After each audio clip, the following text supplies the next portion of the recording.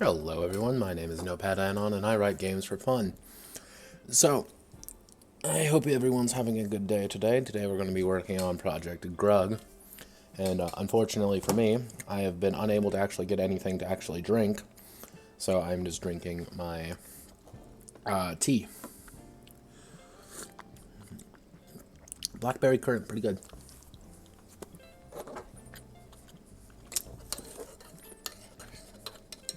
Not as strong as I usually like it, but it works. So we're working on Project Grug today, as I just said. That would be nice too, but Project Grug is, as we were kind of talking about last time, a game about crafting at its core. However, after going through the various lists, let me pull up my big think board. I asked a few people, hey, what do you think? Give me an idea for this game. And I was truly astounded by the fact that of the three options, I managed to get almost a perfect even score among all of them. And I hated it. Nobody was really dedicated to any specific one, and anytime I proposed one or gave an idea to one, it was again more, oh, all these seem pretty fun. Oh, this one seems pretty fun. Oh, this one seems pretty fun. And I'm like, what do you people fucking want? So, I decided on the Ancestors Become Monkey version for two reasons. One, because I was recently infatuated with trying to find, and I did eventually end up getting, watching the remake series of Planet of the Apes, the one that started in 2011 and just ended in this like 2-3 years ago. Fun fact about that movie and that franchise: it is a pain in the fucking ass to get a hold of. Like, no service streams it really outside of Cinemax. And to get Cinemax, you have to either go through Amazon or you have to go through Hulu, and it's like, make up your damn mind, please. I'm not asking much. I just want to watch monkeys. No, you can buy it on DVD. Oh yeah, but I was like, I just want to watch this movie again. Simple as. I went through the hunt. It was a bitch. I just got to find the two sequel movies, but I learned something very odd. Well, I usually learn things odd in these rampant adventures, but this one's particularly odd. It was the nature of movement when it comes to chimpanzees. Because, let me see.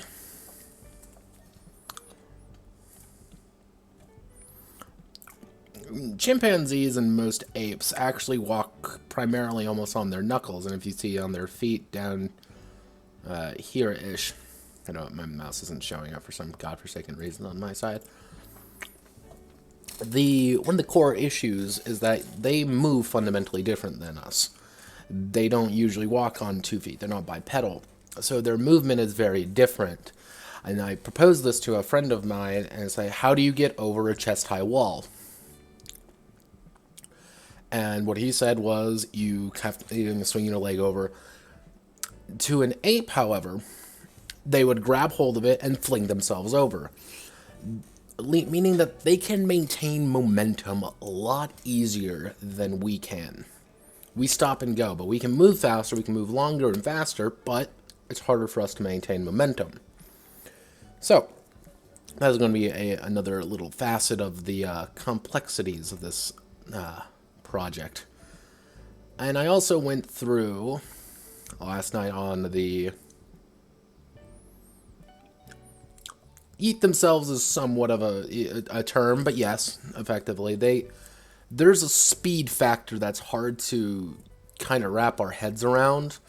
But a fully grown chimpanzee male can run about 25 miles an hour, and those things called obstacles aren't really a thing, because their feet and their arms, everything about them is made for climbing, made for maneuverability, while we are made for endurance.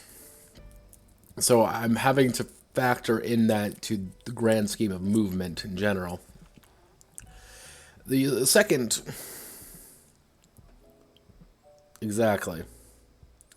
It's that, and you also have the complex thing of having to add a z-axis to just about any combat encounter. Because apes do not fight fair. They try to get the high ground. If they cannot win, they're going to go up. Because they know 95% of other animals are going to take a hell of a lot longer to get up. Or they can't get up. So it's, oh, I win because I am higher ground. Anakin, I have the high ground.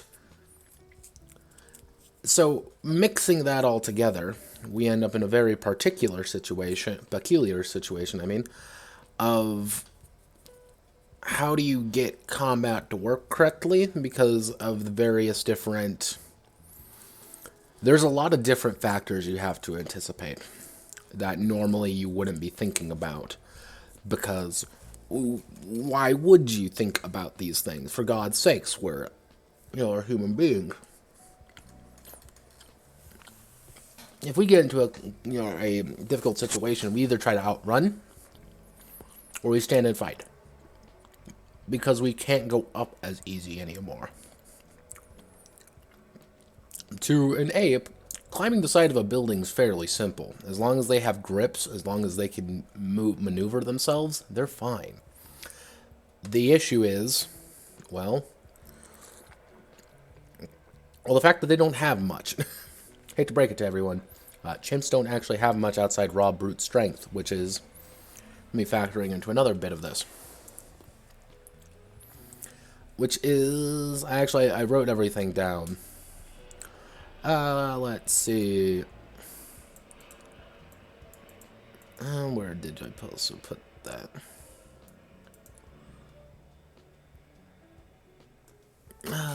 Where did I end up putting that? So yeah, also, as human beings, we have that little thing called modern medicine. Or we have the ability to ignore pain pretty easily. Our entire bodies are dedicated to making sure that we don't actually feel pain that much. And, like, if, that thing called adrenaline, or the fact that we can have to lick ourselves, and we can technically, licking ourselves is a, pretty much a very basic pain reliever. That's... We have a lot of things to make sure that we are okay with being hurt. However, primates do not.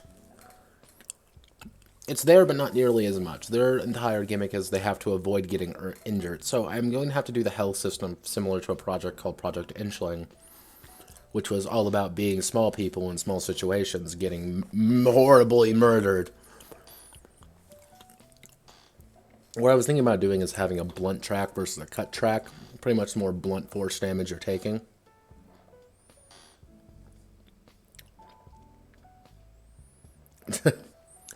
It's... What I was debating on doing for the various tracks of health is... Let's say... I hit you. I punch you in the face. It's gonna hurt like hell. But... overall, it's not really going to be lethal. Because that's kind of the nature of how our body, it's shock resistant, it's absorbing things. We're meant to do that. Apes, at the end of the day, and primates in general, that's how they beat 95% of difficulties. They beat it to death with their giant limbs. Very angry, flailing, angry motions. Because that's how it works. However... we have another little interesting conundrum here. What happened if I stab you in the face? I just jab a fucking knife in your eye. Very different. Very different. That's very lethal.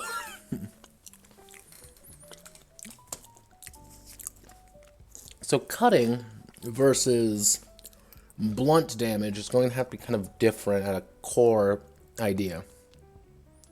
Exactly. Now, the other part of this, the other, dramatic pause, is how do I word this properly? Apes have a very good, I should say, good sense of fight or flight. Now, in Ancestors, A Humankind Odyssey, from the gameplay I watched, because I'm not paying $20 for that shit game, what I noticed was that they had a thing called dopamine. Dopamine rose and lowered based on how confident your character was. If your character was very confident, they acted confident. They did things faster, they did things better. If you were not confident, you did things slower, and things kind of started darkening. All the way down to having 0 dopamine, in which case you ran the fuck away, trying desperately to survive.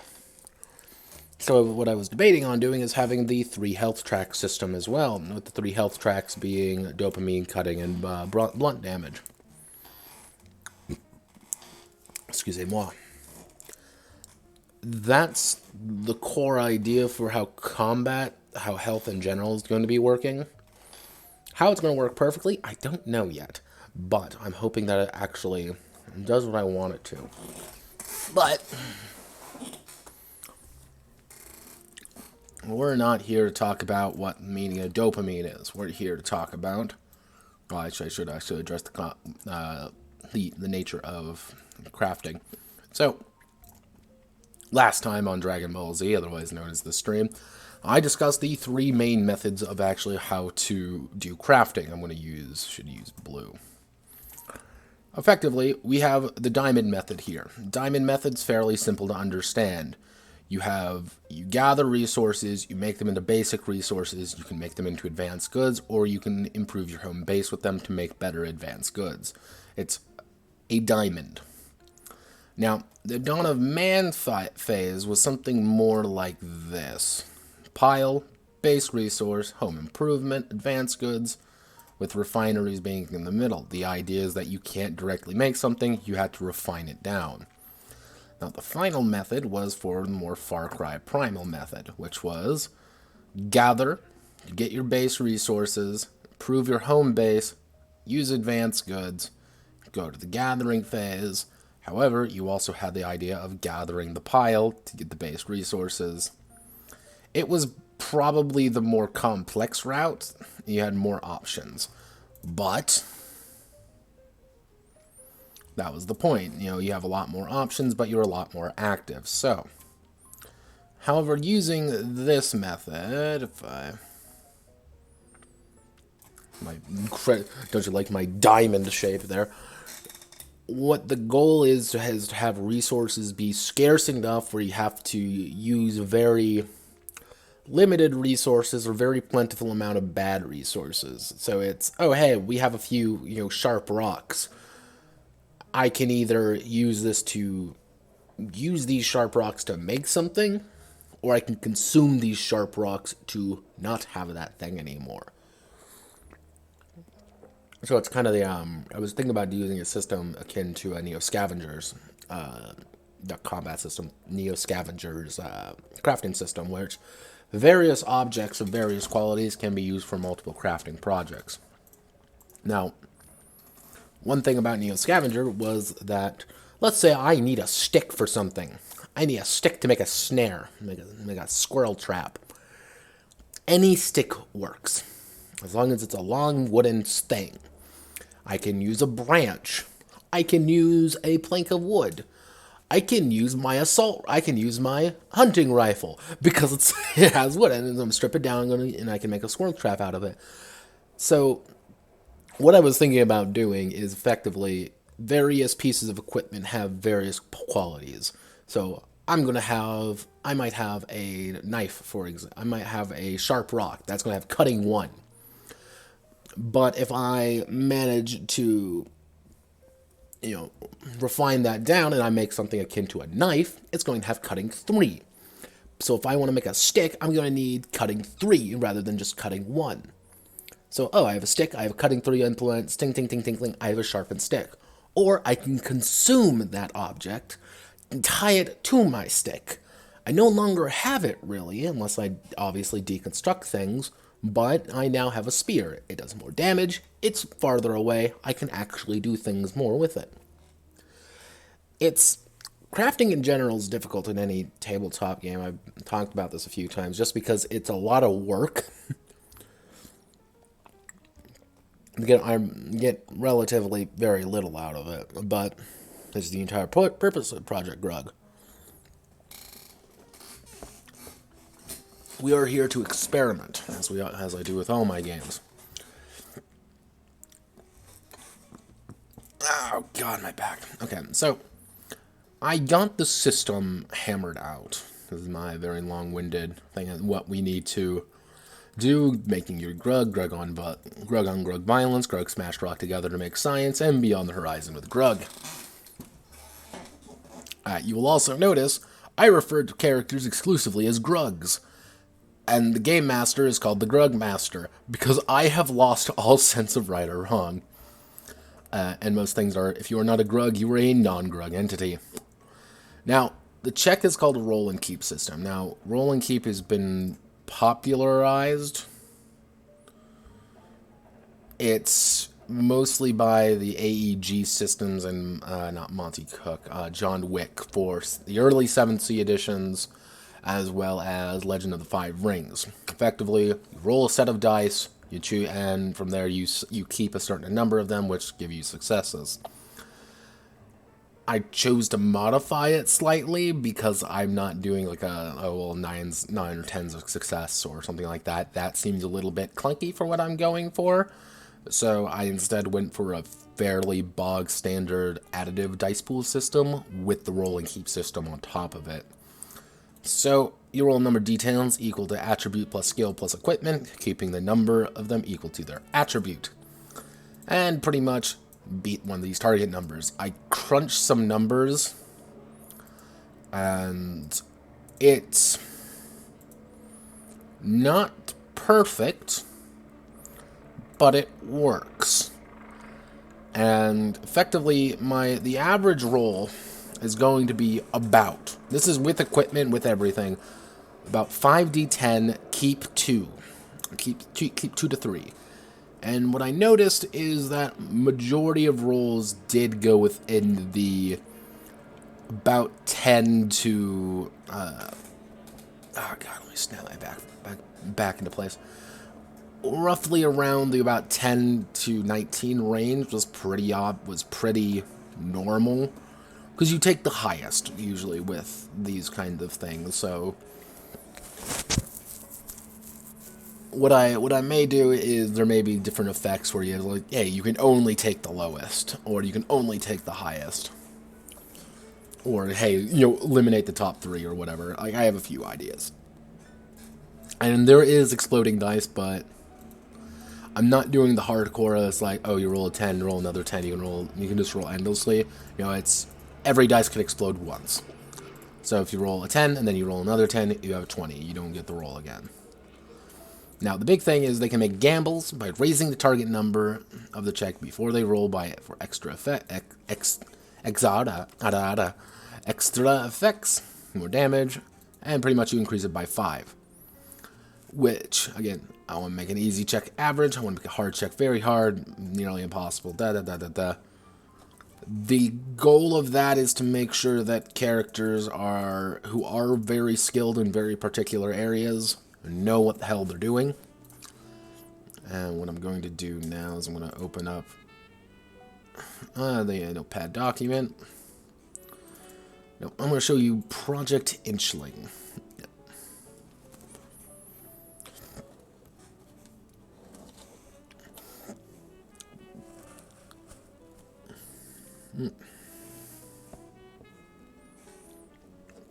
I did debate on using this system, the OVA system. However, I felt it didn't quite work what I was going for, and I wanted to try something new, obviously, because that's what I try to do with all my games. Try to make something new and exciting. Let's see. Character creation. Yeah. I usually like to just keep these relatively the same for my own sanity more than anything. A character in Project Grug is a Grug, a proto-human being without any without any of the fun modern things we possess, including an IQ in the double digit, including an IQ outside the lower half of 50.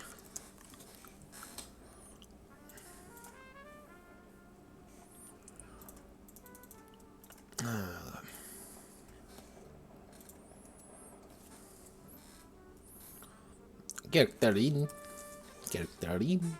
including an IQ outside the lower half of 50.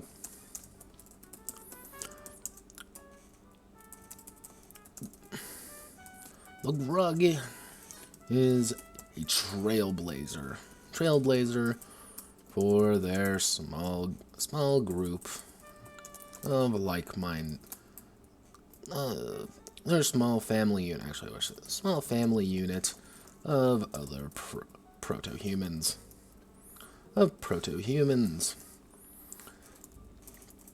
Having the miraculous power to understand that you can smash, one can smash two rocks together to make burny ouch stuff.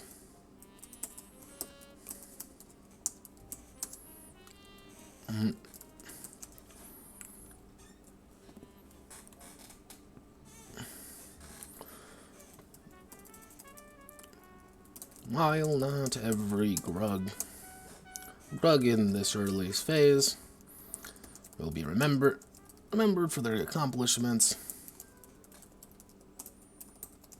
they will, however, be able to advance their people to the far horizons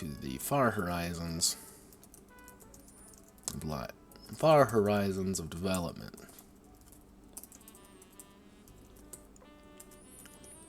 Or perform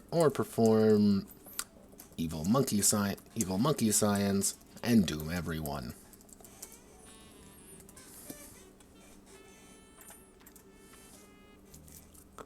It's never. If you can't quite tell, this game's going to be slightly comedic. Like, that's the point. We're not going super. We're not going super hardcore in this.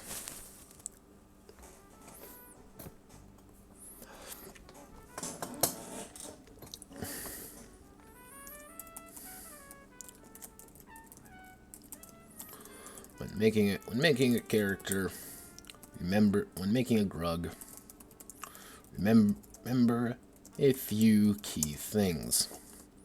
As a Grug,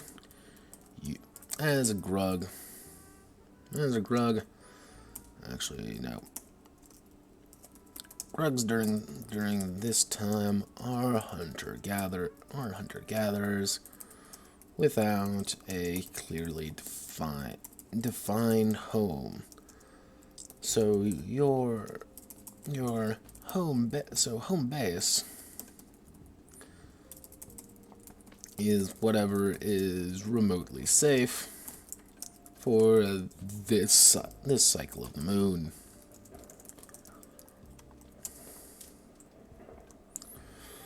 In addition to this, during the primordial dawn of man,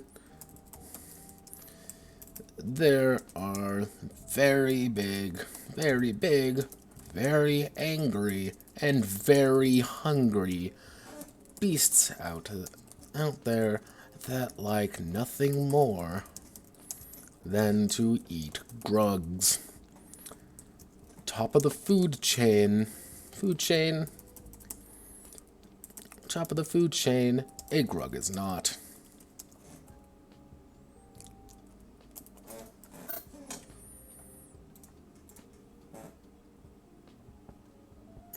Yeah. Pretty much, one other little note I do add in the things you need. Set D10, Suite 5 Grugs, Grug Master, ability to nail that voice from every documentary, and some spare time. that's kind of the feeling I want to get across, being this, like, we're looking at a bunch of idiots as they desperately try and, crack two rocks together to make science together. It's like, my God, we've done it.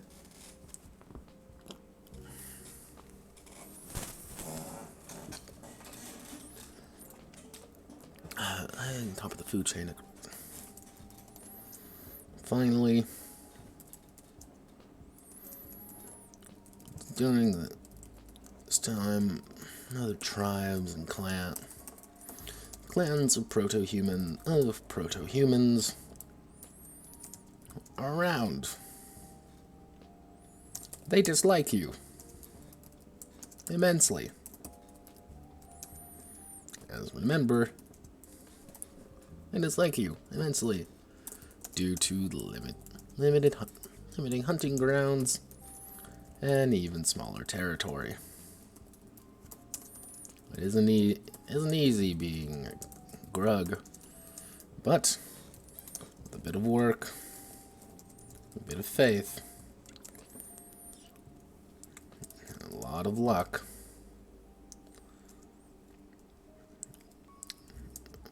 the tribe may thrive and reach the lofty heights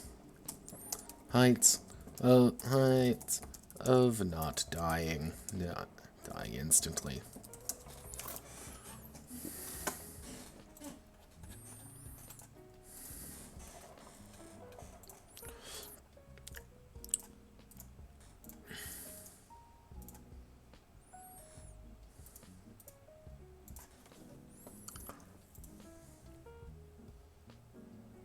Yeah, pretty much. It's very much, how do we get people to kind of understand one another in this very trying time, when I actually should do side note Grug speak.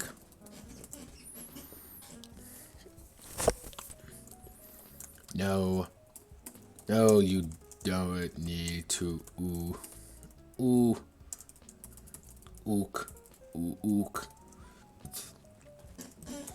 or make noises to attempt to communicate. You speak Gruganese. The very specific language of your people. Does anyone else understand this? No. Of course not.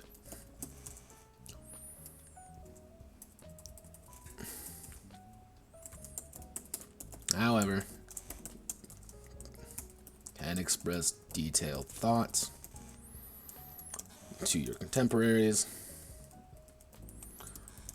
but not understand that fire may translate to burny ouch light that comes from the sky.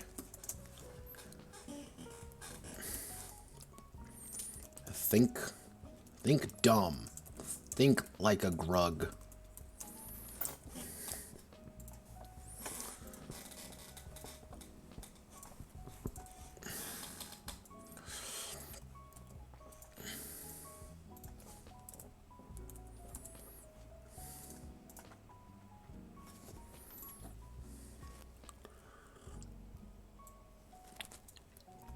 Probably do just slap the picture right here. That should give me enough room.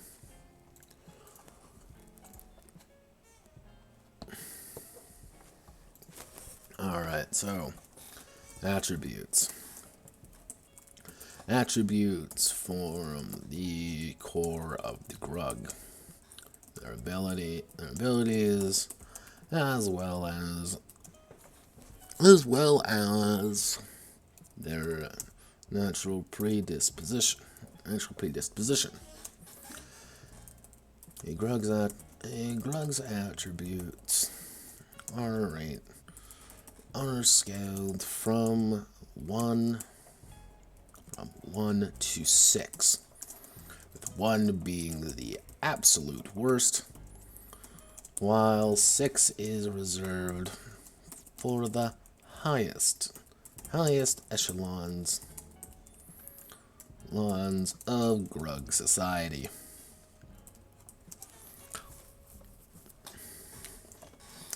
Character.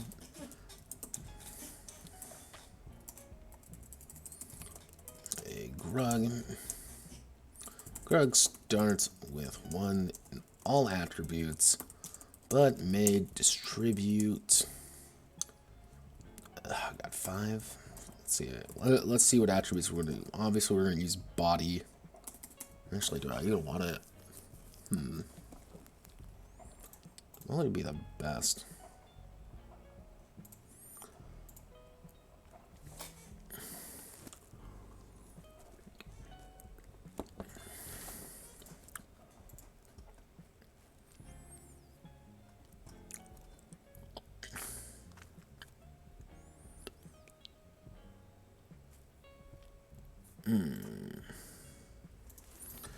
Oh god, where the light fades softly.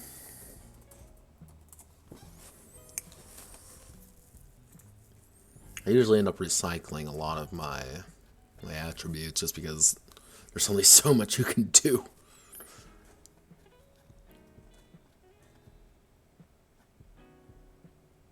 Body, education, reflexes, nerves, senses. Okay.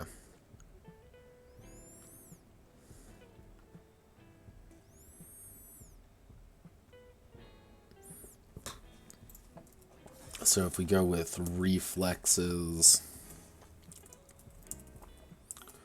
no. Go with senses.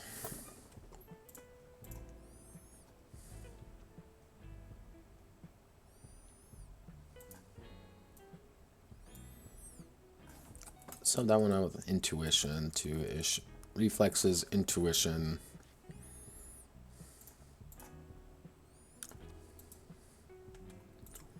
I don't want necessarily like this is your smart attribute, because that's not the point.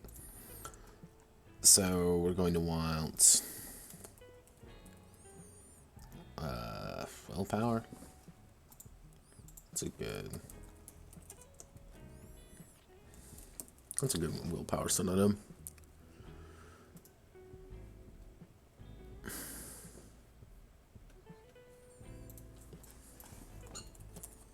Called spine.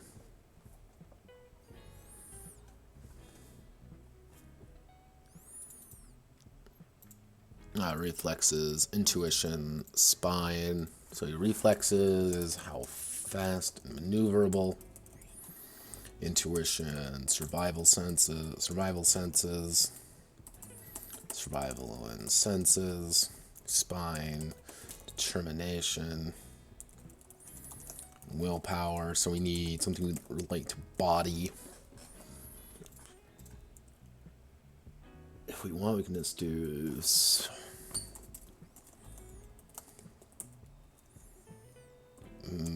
muscles, strength, and hardiness. Strength and hardiness. Legend of the 5 Rings. Attributes. Give me the attributes.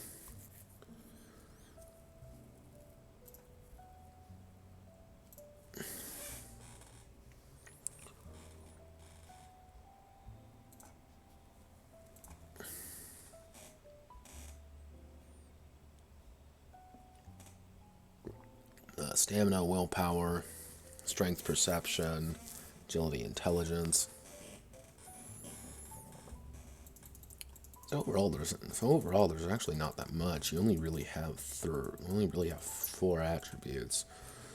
So reflexes, intuition, spine, muscle. That would be another good one. I feel like I should have a 3rd.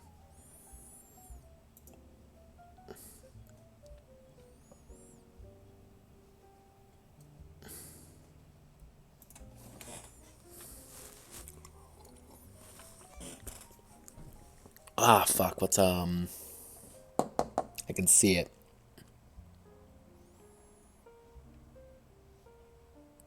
Not feral.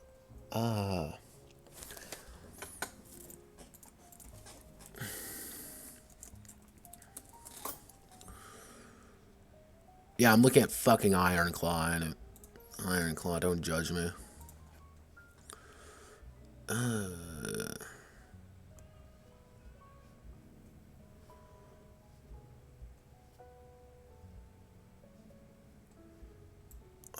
What are you?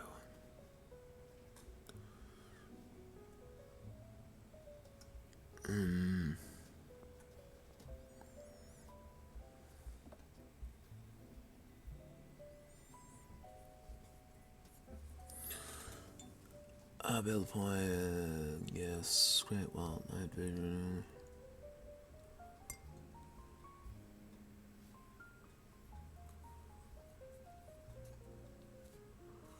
What is, what is that it? No, that's not the way I'm looking at here.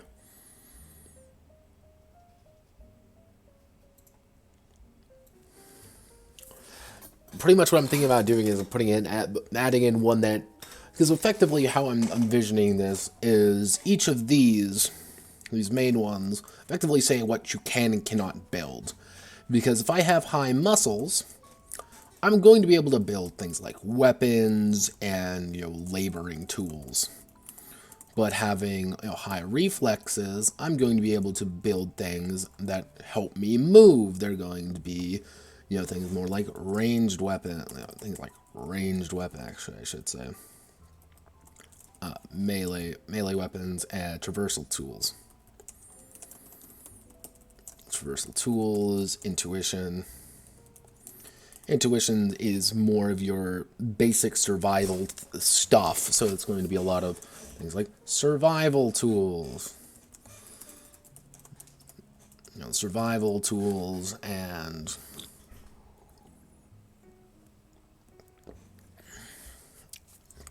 I should say confidence boosters.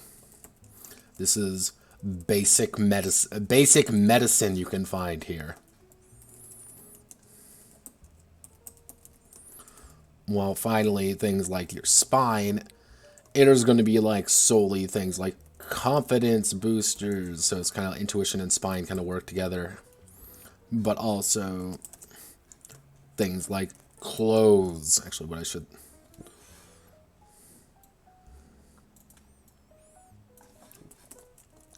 intuition and armor, while confidence boost and social tools. So, effectively, I have a lot of muscles. I'm going to be able to build things that are going to help me have big muscles and hit people better. But if I'm strong, do I want to have tools that are going to let me be more, or do I want to give it to the dumbass who can only talk to people? Or with intuition, does the intuition guy want to keep his armor, or does he want to give it to the muscles guy? Does reflex man want to give his traversal tools to the guy who can't traverse things very well, or this guy who can really talk to people really well? So it's everyone's valuable here by what they can and cannot make. And everyone needs to kind of share among themselves, because if you don't, you end up with a muscles guy who can't, who's terrible at traversing anything and can barely survive on his own, but he can sure as well hit something if something ever comes to him and doesn't automatically ambush him. What I'm thinking about having is kind of the fifth one.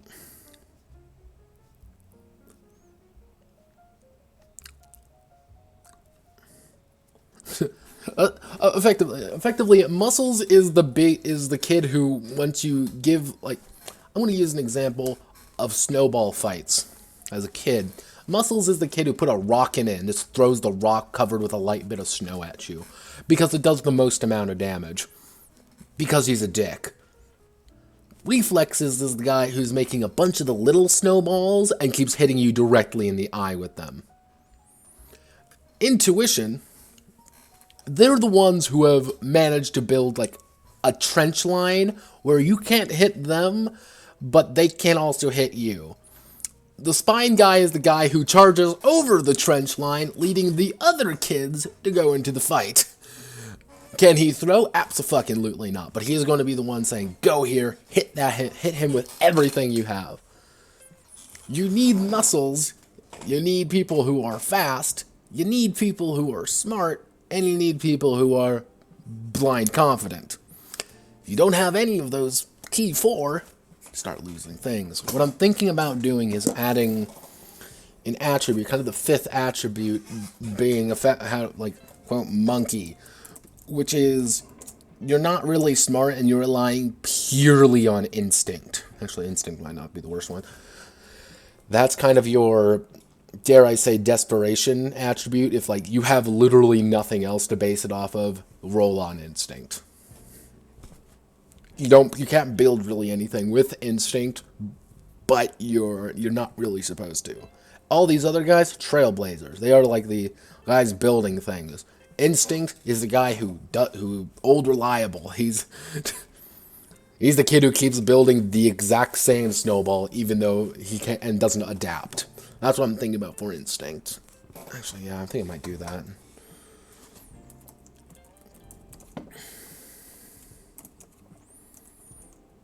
Raw luck and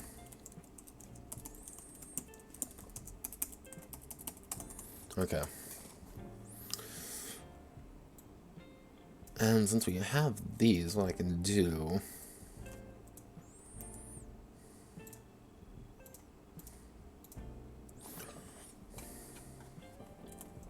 Welcome to the wonderful world of writing a lot of games.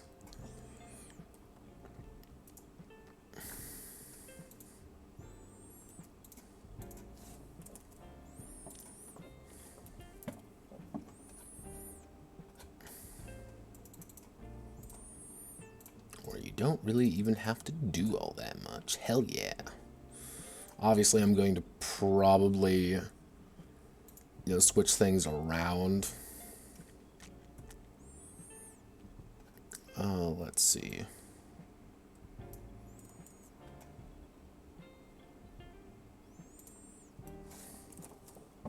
Oh, I mean, begone, sons of Durin. Spine. SPI?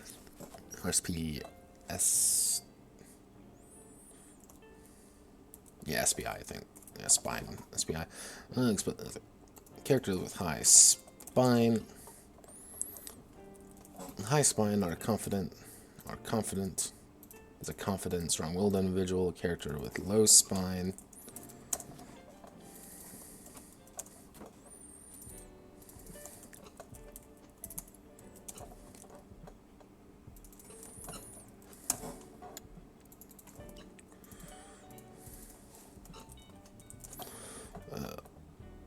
Let's see, wilderness survival skill, wilderness survival, and advanced science quote skills. Survive in it. A character with low intuition. Low intuition.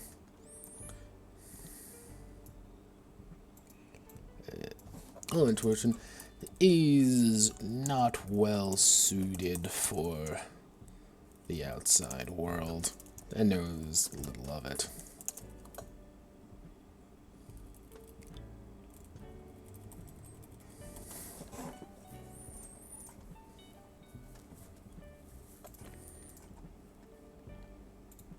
Local lore, so we medicinal.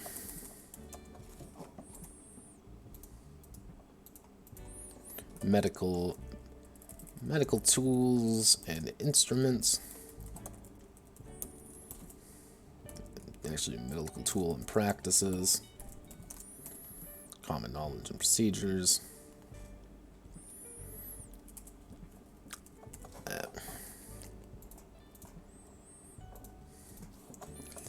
Basic understanding of how not to die. Spy, common oppression. Yeah, I think these two work. And then we want, we have reflexes. Do I have reflexes? No, we want to go to where the light fades softly.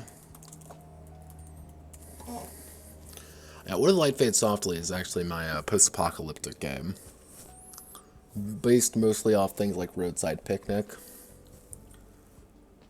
But, let's see, we want to go to attributes.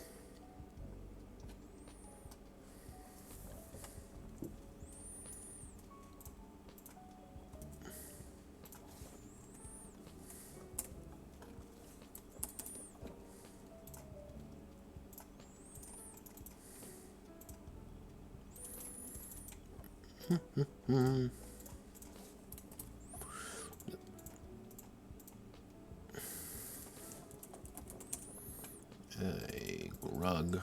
Grug with high reflexes.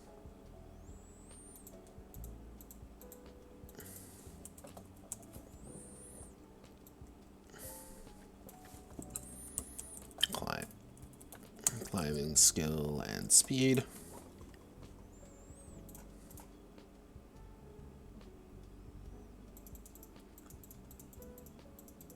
Do I have picnic rules? God, I wish it was that easy. No, not really. I said it was based vaguely on it. If I really want to do a full Roadside Picnic game, hey, just look at the Stalker RPG. Even though it's a weird diceless game, I don't know why it is that way, but it is. But I would probably just do a massive goddamn chart of literally everything that could be deposited, quote, during the picnic, end quote. Unless you're looking for actually just like how to do food rules, then yes, I do have food rules. Look at Feast of Legends.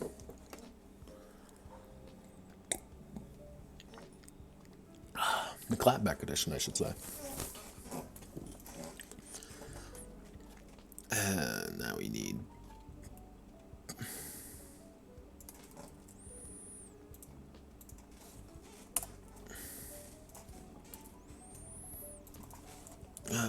muscle...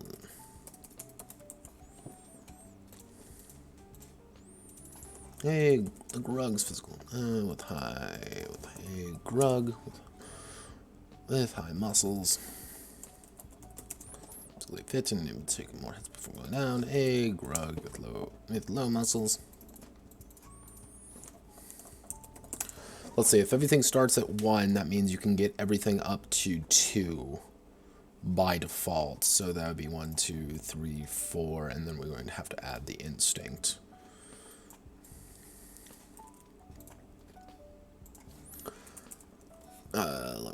Yeah, so that would be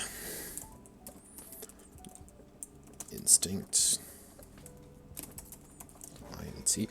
Actually, do I have tainted bloodlines? Give me tainted bloodlines. Can I use feral for this? Feral. Yeah, this is the genetic RPG, which turned out pretty alright.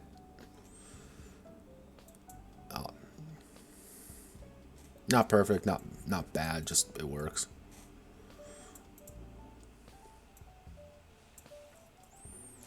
Actually, I can use these.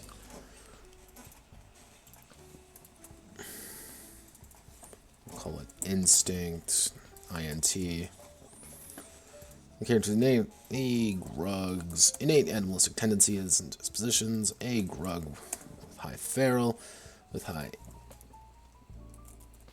instinct is more beast than Grug, quick to react to dangerous situations and unwilling to negotiate. A with low instinct has the spark of humanity. Inside of them that allows for their advancement as a species. It also makes them less aware. It also makes them less in tune with their surroundings.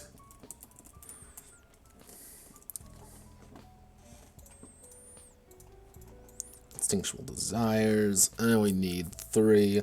Raw fate and luck. Ability to interact with other grugs and beasts.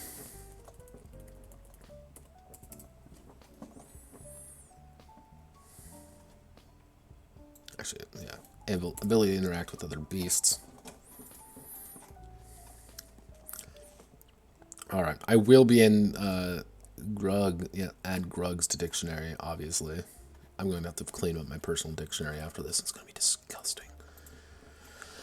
But I will, and oh god, it's all in UT now. Yeah, we're changing that to Archivo. Yeah, I'm going to resort all these. I'm just trying to get them written down more than anything. Now comes the fun part, otherwise known as where I get to write all the skills down. Because there's going to be skills in this game.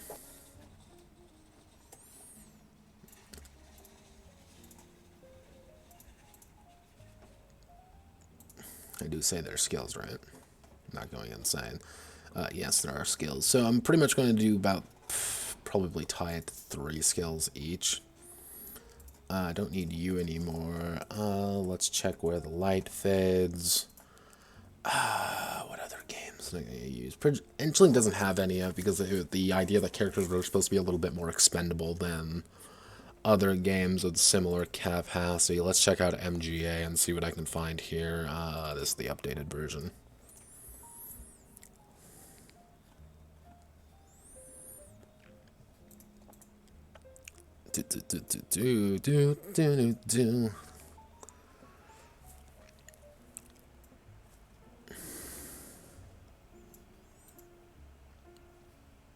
Yeah, perfect. These should work. I'm going to refine them down, though.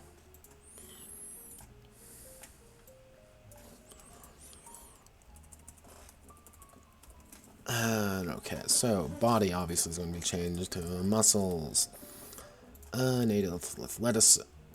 Athletics.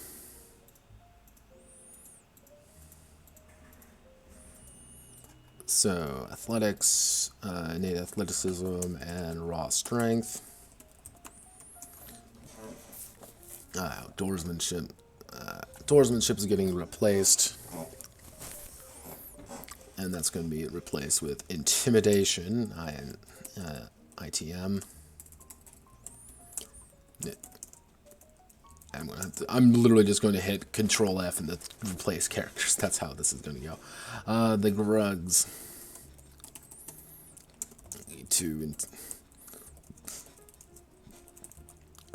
Through rampant displays of strength. And then we're going to go to spine. Investigation. We're going to... It's not going to replace that with... Actually... We're going to put that into intuition. Okay, now we're going to make this spine, but we're going to have to remove this. Put it down here, which is going to be intuition. And intuition, which is going to be... Yeah, which is going to be replaced with senses, and... Grug's ability to use their... Actually, what I can do is, instead of all these academics, what I can say is sight, hearing, eyes, ears, smelling,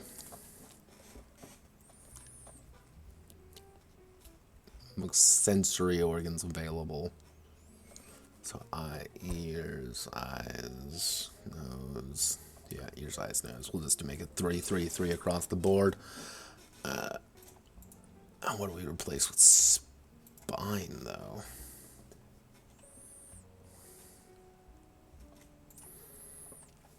Actually, what I can do is put willpower here. Will.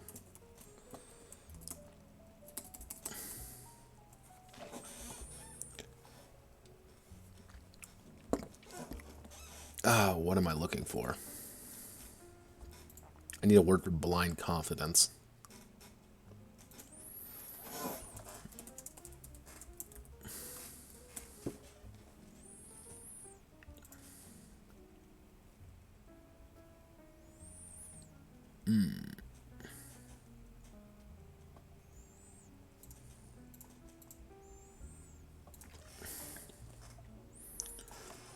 Bravado.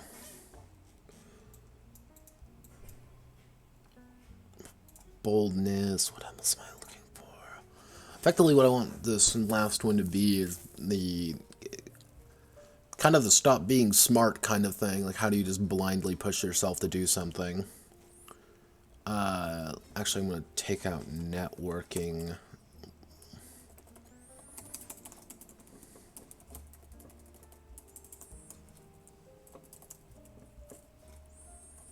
Grunting.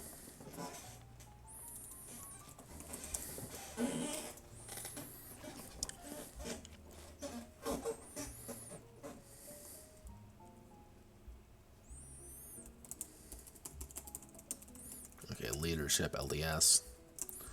The Grug's ability to lead others into conflict and restore morale.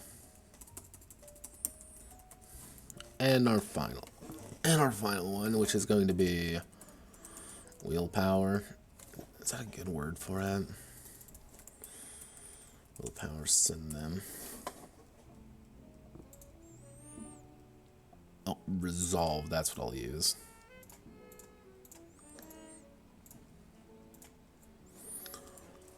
And obviously, resolve. Rest. The Grug's sheer determination to perform an action and push through. To perform inaction, I mean, not and action, perform inaction and push through doubt. Reflexes, ranged weapons, stealth, climbing. Actually, what I should do is agility, AGI.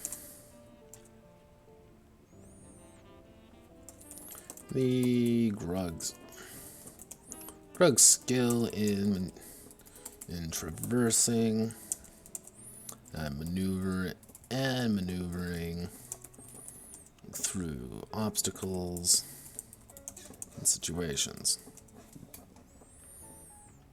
Intuition, sight, sight, actually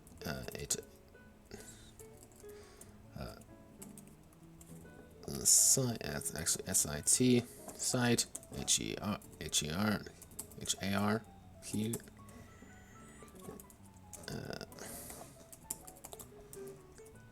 smell, sit is for sight. Sight, the Grug's ability to see things and determine their importance.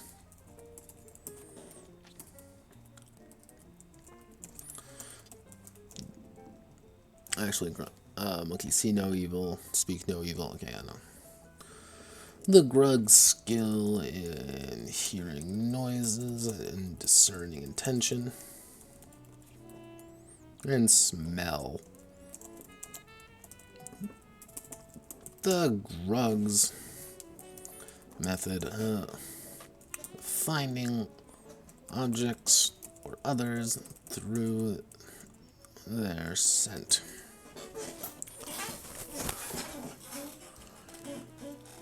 Perfect.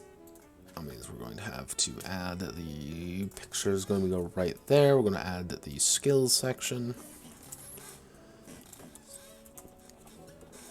I should put among the attributes to a maximum of 4. The attributes attributes not only determine what what can perform, but also what objects and tools they are able to successfully craft with repeatable ease.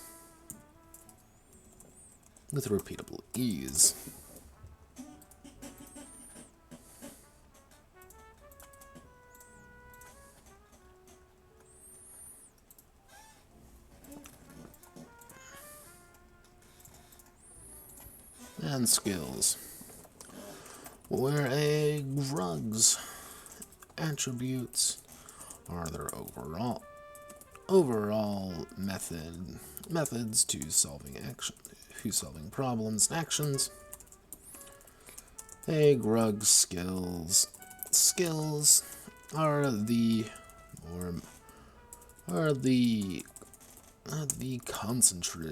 concentrated methods to solving problems, to solving situations. Situations, if I can actually spell correctly.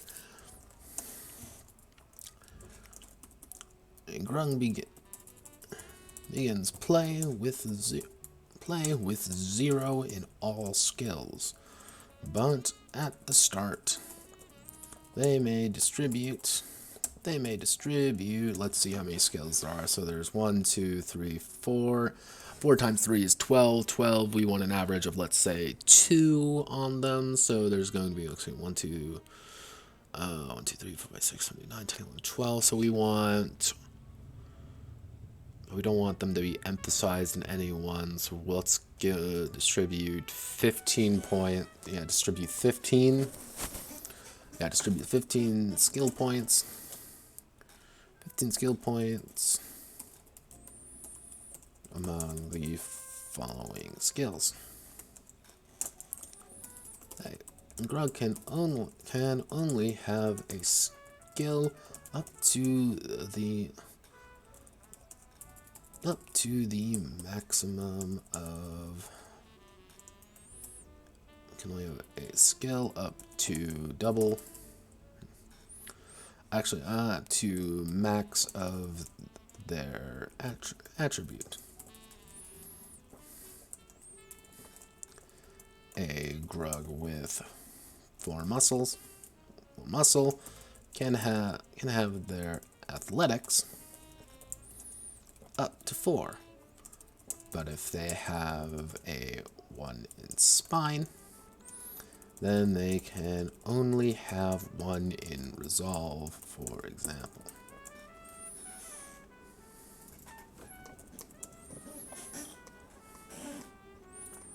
Okay, perfect.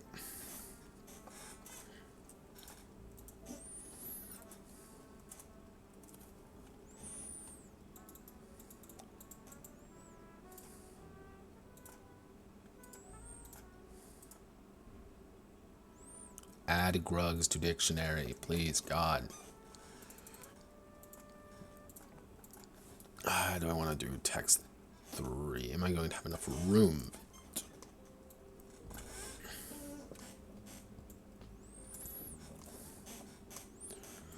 I have smooth jazz playing in the background, but I'm not gonna lie, it kind of sounds like porn music. I do think I read a visual novel with this music in the background. I don't know if I like it or not. Kind of freaking out.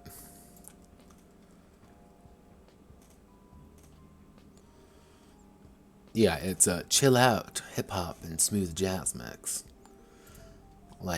I'm like 95% sure these tracks were in School Days, which, fun fact, if you've never played School Days, don't. Never play School Days. It's terrible. A friendly neighborhood service and your friendly PSA from Notepad and on. Do not play School Days. The visual novel, it's bad. Actually, the only reason you should play it is to get the best friend route, which is the best route in that game.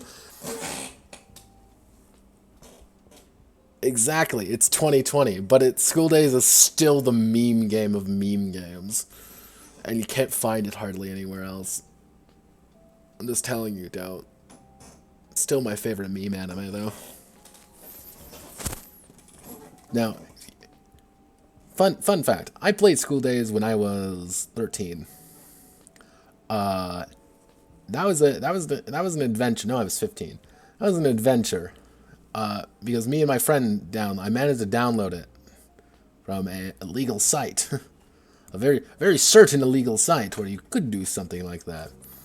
And we weren't even interested in the actual porn part. We weren't. We just needed the story. It was an adventure. It was an adventure, and I don't regret a moment of it. Mostly because we did the Makoto Freeman route, where you just don't say anything the entire game, and it's great. Because it's a completely viable...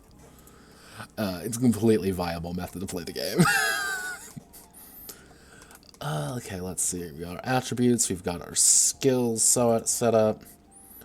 I'm going to need to actually put in the... side note, no corruption, no instinct skills. Oh, instinct skills. Instinct is the characters and Grug Master and GMs. Oh god. Oh god, what the hell do I roll? Roll attribute. Something isn't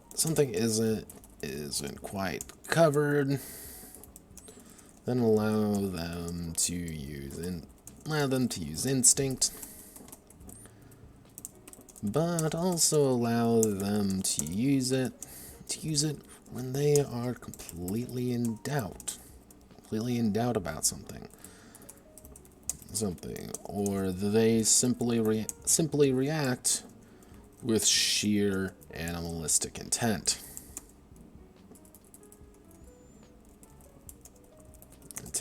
Such as having a morale failure.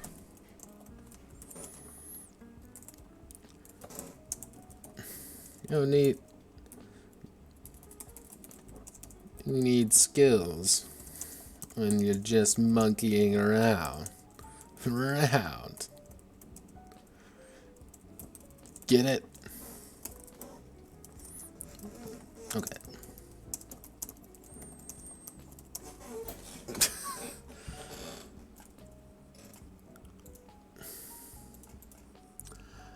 We want to add table 1 by 1. Side note, no instinct skills.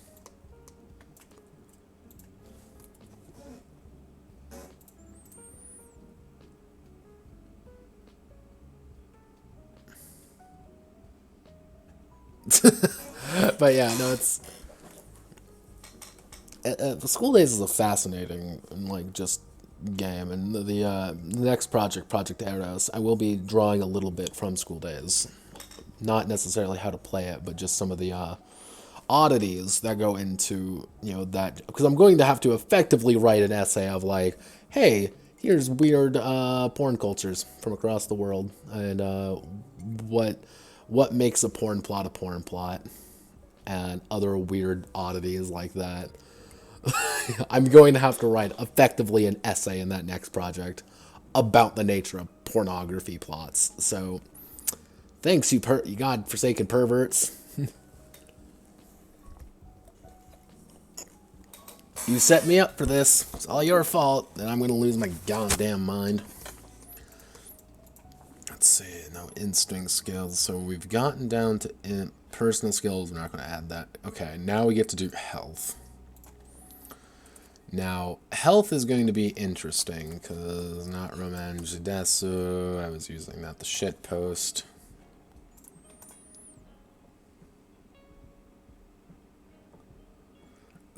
You doubt it? It's literally going to be, the Game Master's guides sometimes oh, well, this is how you should play games with your friends, and ha ha ha, look at all this.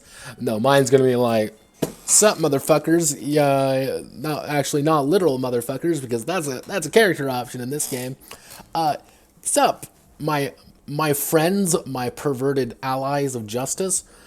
Yeah, no, welcome to Project Eros, and I'm gonna have to tell you about porn plots, and it's going to be a fun and exciting adventure. Mostly because I can't actually stream any of it, so that entire project, instead of that on streaming, it's going to be a completely different one.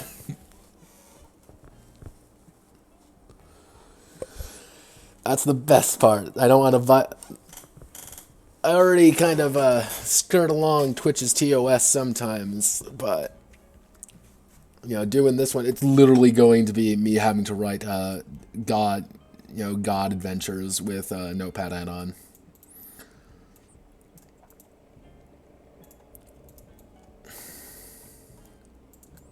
let's see,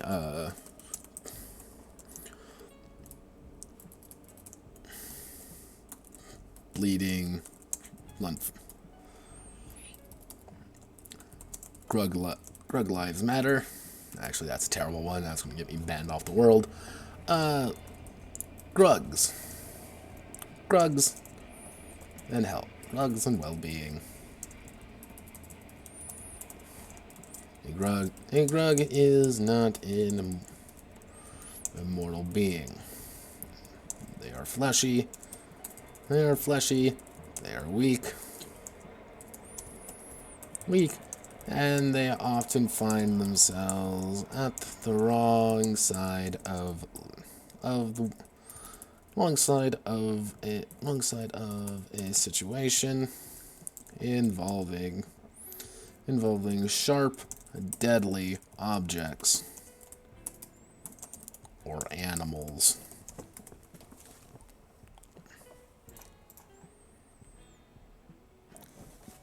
No, I've actually I have a friend who's a much larger streamer than I am. I asked him about it. I'm like, hey, how do I do this? And he's like, you don't. Fun fact, you don't. So what I'm going to be doing instead is I'm going to be writing the next great Christian-oriented RPG as Project Eros, Christian role-playing. Except it's literally going to be the exact one-for-one system of the horrifying Hentai Daijin RPG. It's going to be one-for-one with just the words changed. That's literally going to be it. And the entire time, I'm going to be referring to it as we are violating TOS.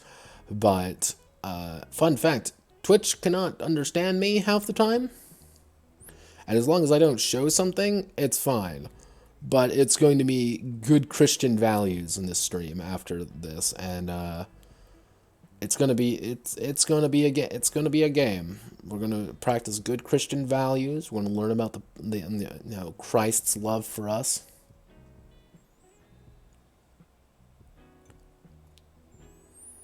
Unfortunately, my friend is male, but he does LARP as a woman on Twitch. So, see, one thing I've actually been debating on doing is seeing if I can't throw money at someone to make me a VTuber avatar and just become a VTuber. That'll get me past all the Twitch problems and build this channel up from nothing. Like, oh yes, of course, I am Kawaii Notepad-chan. I write games. You may say this is a very masculine voice, but I've heard those voice changers. I know I can make it work.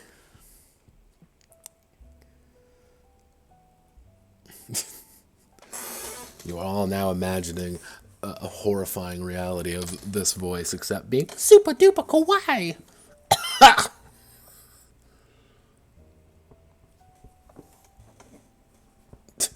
Ooh, woo! You don't like me being kawaii.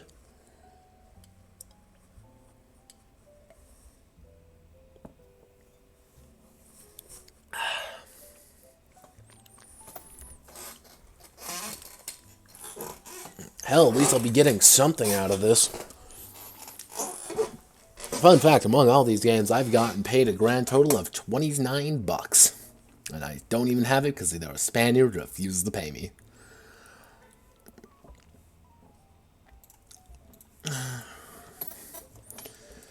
Hey, Grug's health is measured in three variables.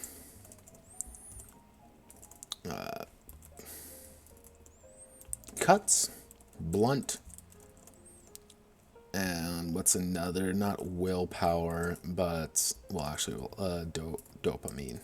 Dopamine.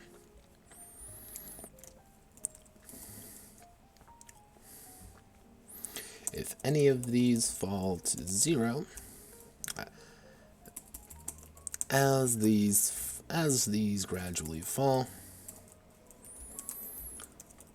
the Grug's ability to act and maneuver quickly begins to deteriorate. For, say, giving the Giving the Grug less opportunity. Actually, what I should call this is... We'll call it lethal blunt dopamine. Or aggravated, if I really... Aggravated, blunt... I might just want to steal World of Darkness's idea.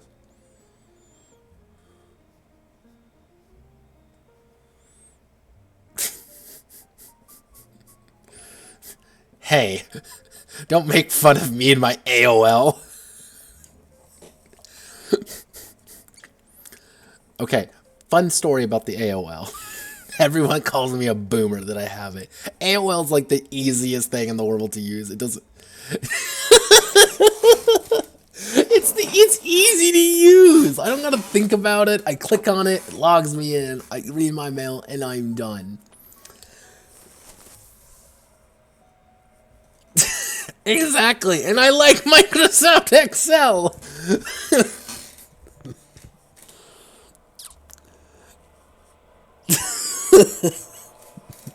I admit it, I'm a boomer. See, I like it because it's very simple and very easy to work with, and it doesn't, like, it's not like my Gmail. I hate Gmail because I can't do anything, and I can't do anything on my Gmail because it's ding, ding, ding, ding, ding, ding on my phone. I've shut it off, but I still get, like, constant messages on there. I have, like, 3,000 Gmail messages that I just refuse to read. Like, I'm like, nah, like, 95% of this is shitty ads. I don't want to deal with it anymore. Let's see. Here, you know what here.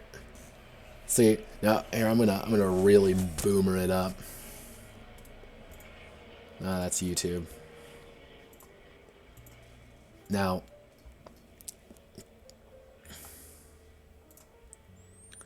this is some.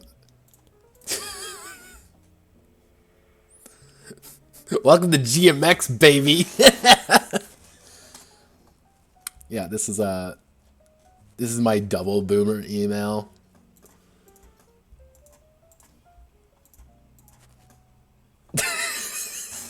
What? It's GMX. It works. I used it as a burner. I used it as burner accounts, but I just kind of stuck with my own that just for signing up things.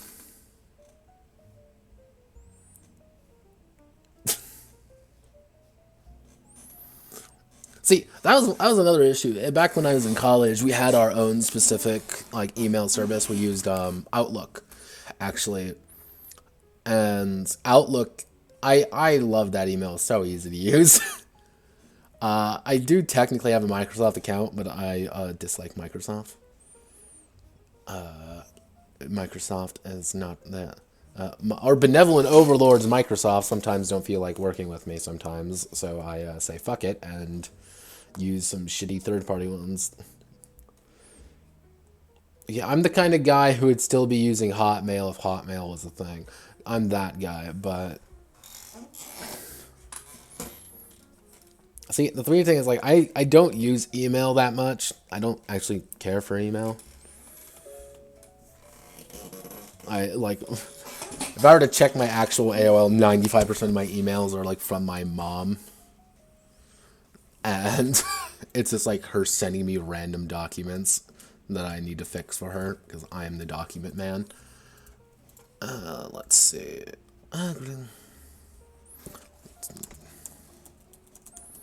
Dependents in cells.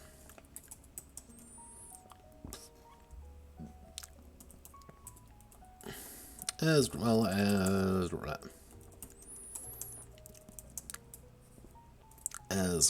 as give the potential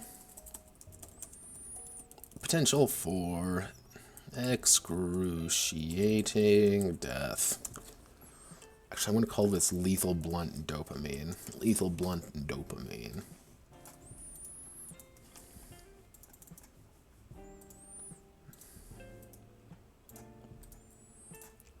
Now I get to double check to make sure I actually using the term dopamine correctly.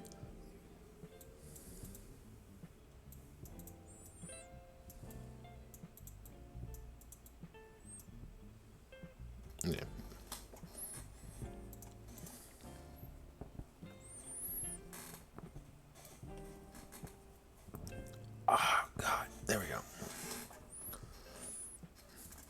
Yeah, feel free to tell the world that I am secretly a boomer, by the way. Like,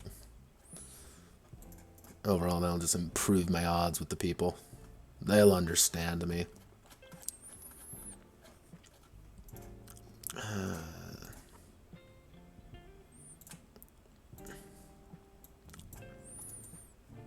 Okay, so we're going to have to do lethal damage. Lethal. Lethal damage. Actually.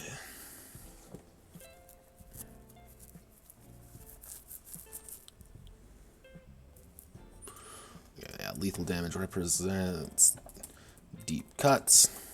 Deep cuts. Internal trauma. Illness and various other difficult, actually, illness, burns, and other difficult to treat injuries that could kill fairly easily.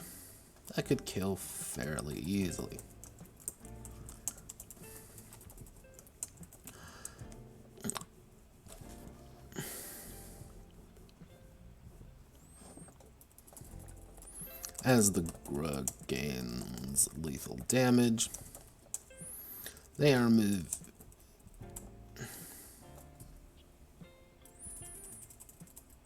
A Grug does not suffer any effects. It actually suffer any immediate effects from lethal damage.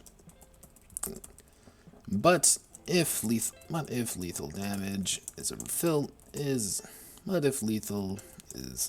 ever completely depleted,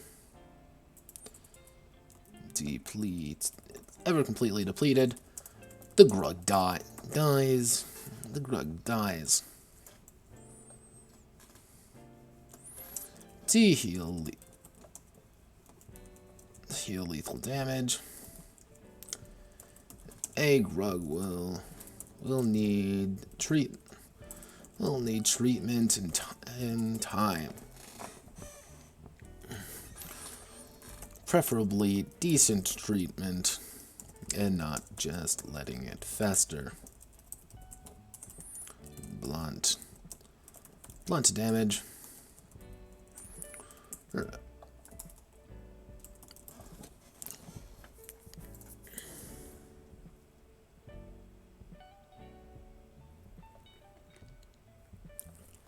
See, this is the funny part. You say I'm that age, but would you believe me if I were to say I'm not that age?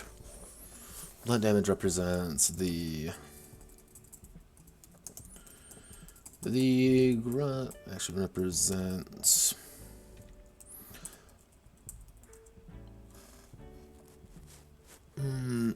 I believe.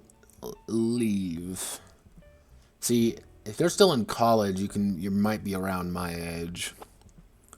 I already graduated about a year and a half ago. Actually, no, fuck, a year ago almost now. I graduated. Yeah, I know I'm younger than you. I graduated a year ago. Even though I'm debating on going back to school, but c'est la vie. Blunt represents bruises and other damage not immediately fatal to the Grug. Yeah, that would do it. Let's see. I was the unfortunate soul who fell for the meme of social sciences. So I have a degree in public relations as well as political science. The goal was to hop on the political train. That never happened.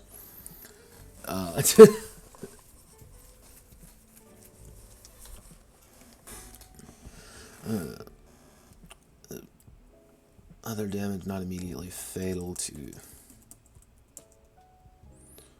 Other damage not immediately fatal to the Grug. Blunt damage does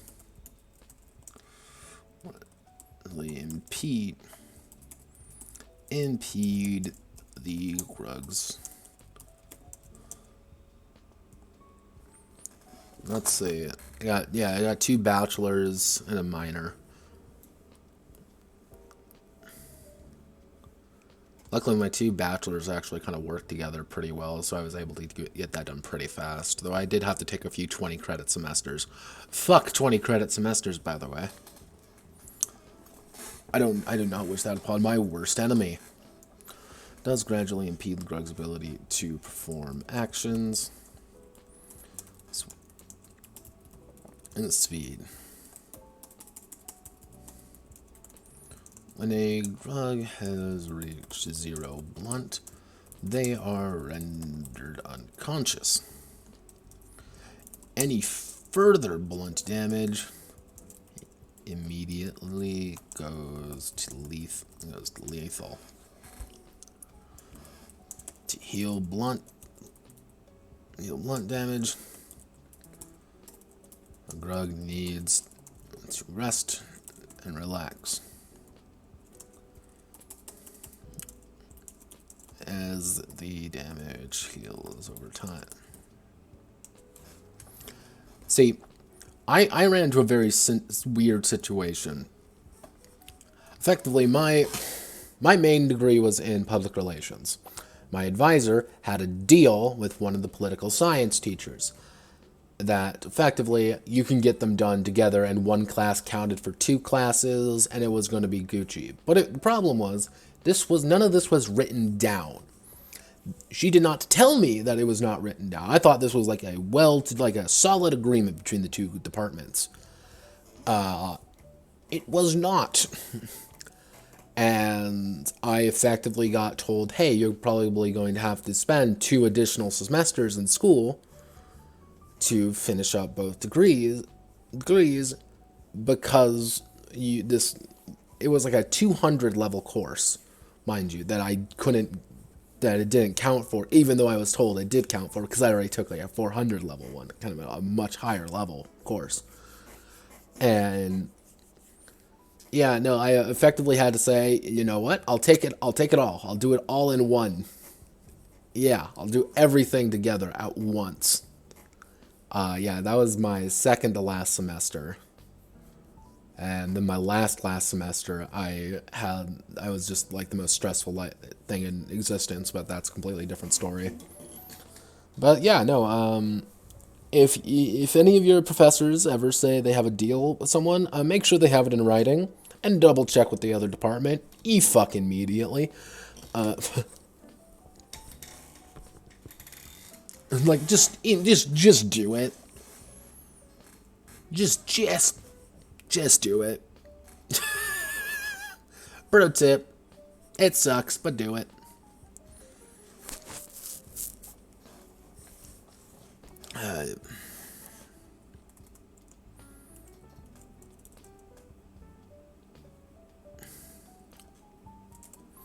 See, the interesting thing was, at first, it's not as bad.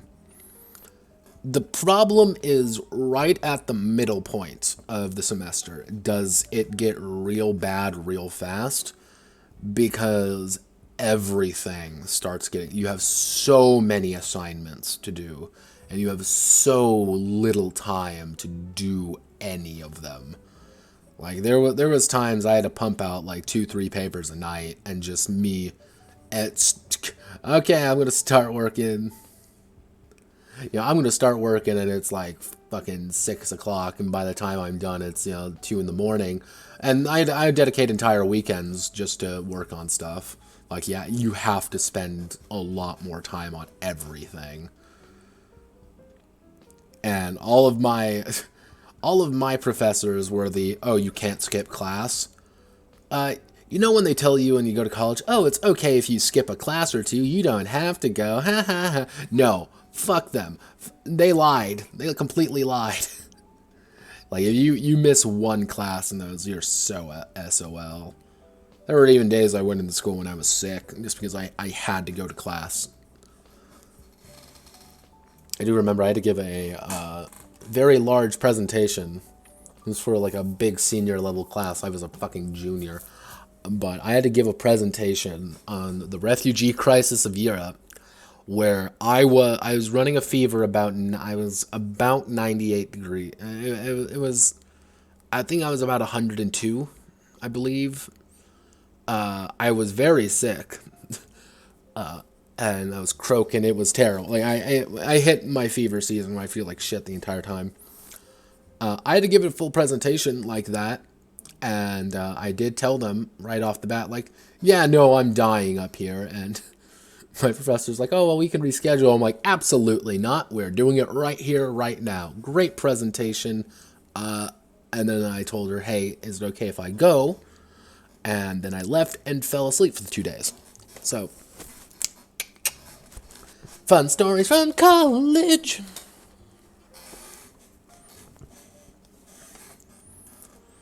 Dopamine. Is the Grugs.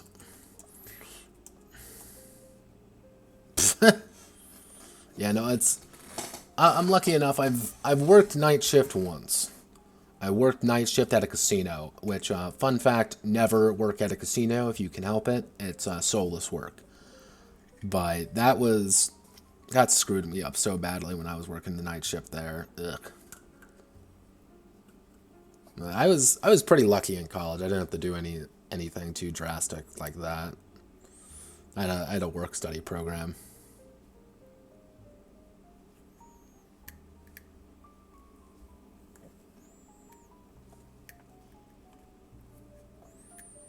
Now, working in a casino was very odd because nobody's happy to be there. Everyone hates you, but you have to pretend to be happy, and you don't know what time it is at all. Just because it always looks the exact same. Whether you're in there at 2 o'clock in the afternoon or it's 2 in the morning, it looks the exact same. Everyone is just miserable. And it's, oh God. It was just, bleh, bleh. Overall, man.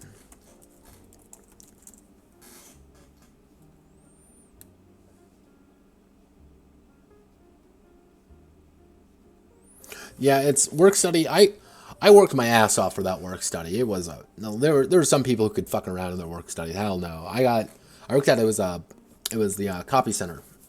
I was possibly the luckiest human being alive because that job was awesome. Well, actually, I had 3 work studies. My first year, I worked at the theater. I did lighting.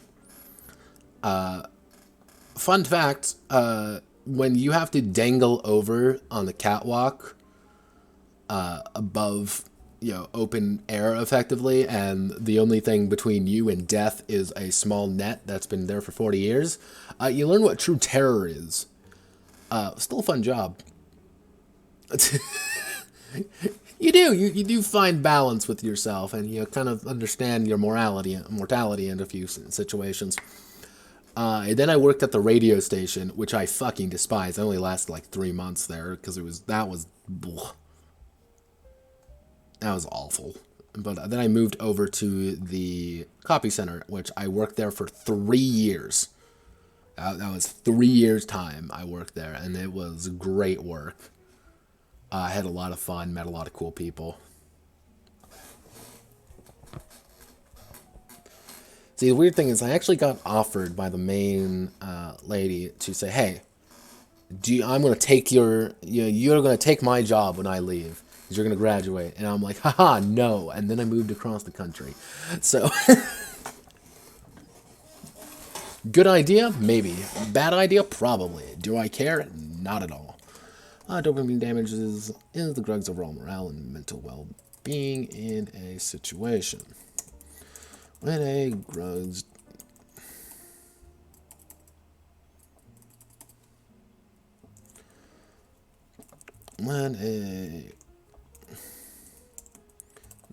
actually I should say as a Grug's dopamine depletes, their ability to continue the fight deplete. Their ability to continue the fight or situation rapidly deteriorates as they struggle to not immediately flee.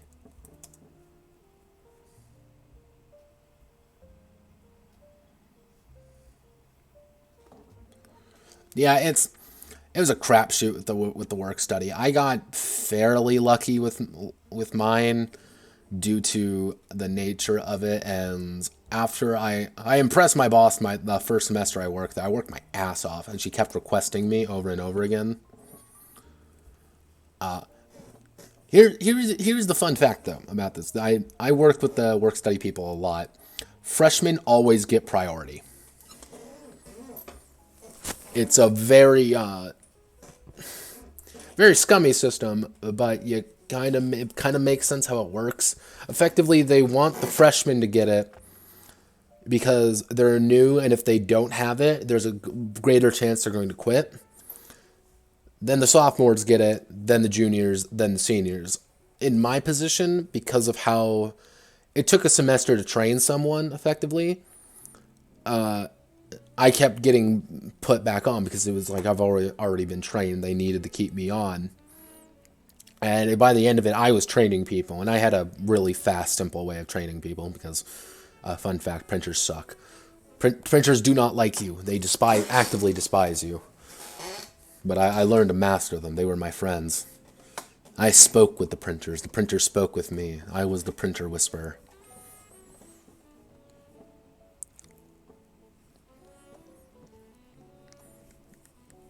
Oh yeah, no, it's let's see. No, we had we had two machines, two main machines, and it was Caesar and Beefsteak. Those were our two printers. Caesar, you had to run everything with CMYK on a certain profile, because if you didn't run it on CMYK, everything got weird and glossy. Beefsteak, on the other hand, if you ran anything in RGB, it would immediately work great. But if you didn't run it in RGB, but you used a different setting and not CMYK, there was a complete different thing.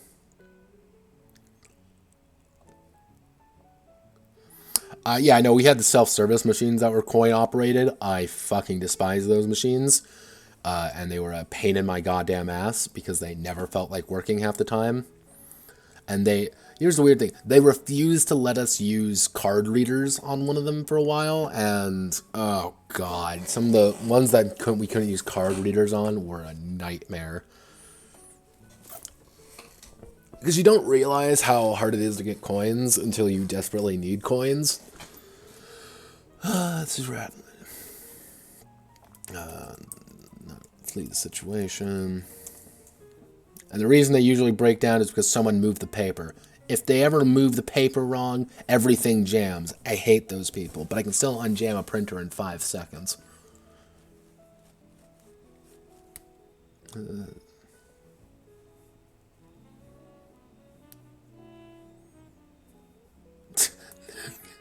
Yeah, no, it's always one of those things. Like me and my friend, when we used to, my coworker that we used to talk about, we always ended up talking about it, and we referred to it as water cooler humor, because we talk about our job and what we did. We worked with the printers and stuff. This how we talk to each other with it. It was water cooler humor, and just some of the stuff that we'd find hilarious. People would look at us like we are completely insane. But it made complete sense to us, and I think every kind of workplace has that kind of humor, being like, this makes complete sense to us and us alone.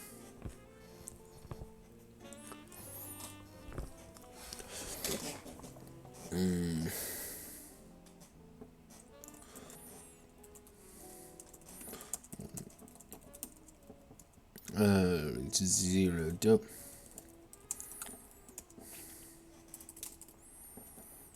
And there we go. The flee in a random direction to avoid the conflict, or immediately shut down, and begin to panic. Heal dopamine damage. A Grug needs to rest, relax, or do something, or consume something enjoyable, or eat something enjoyable. I'm going to do health. I'm going to call it there. Let's do the rest of health, and then I get to do the various damages. Project Grug.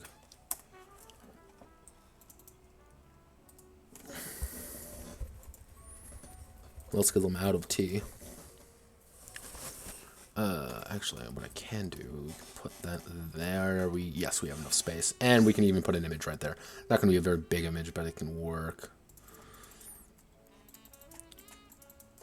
Let's blunt. Yeah, let's blunt these, and then we go to Project Inchling, and yeah, Inchling had a lot more, including depression damage.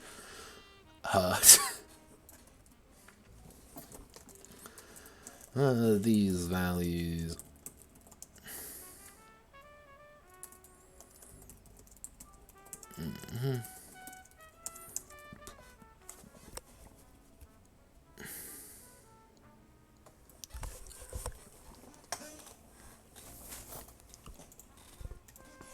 Let's see, actually.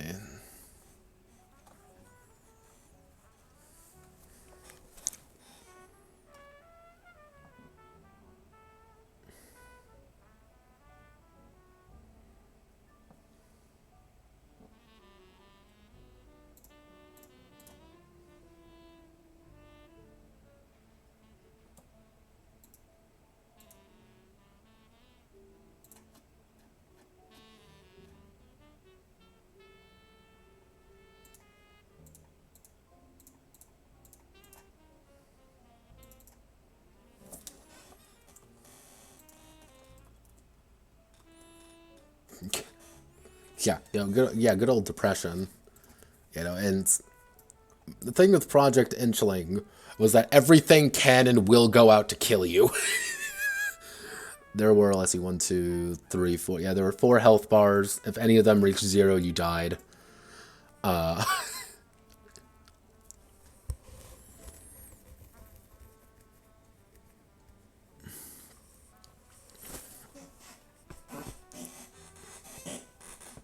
It was very easy to die in Project Inchling.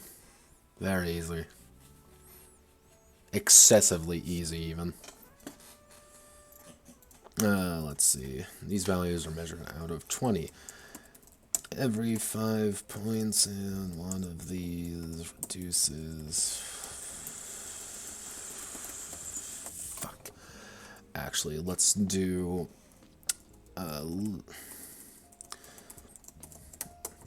Lethal damage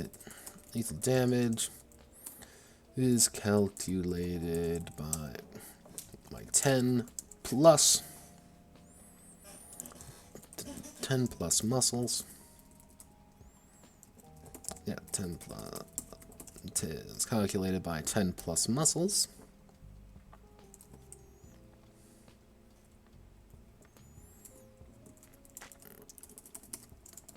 Blunt damage is 20 plus muscles times 2. Actually, no, we just want to do blunt damage is 20 plus. It's 20 plus muscles.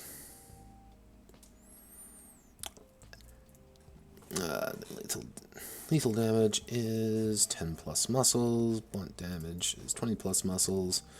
Comma. And dopamine. And dopamine is, let's do 20 plus spine. SPI. MUC. Blunt is 20 plus MUC. Lethal is 10 plus muscle. Blunt is 20 plus muscle. And dopamine.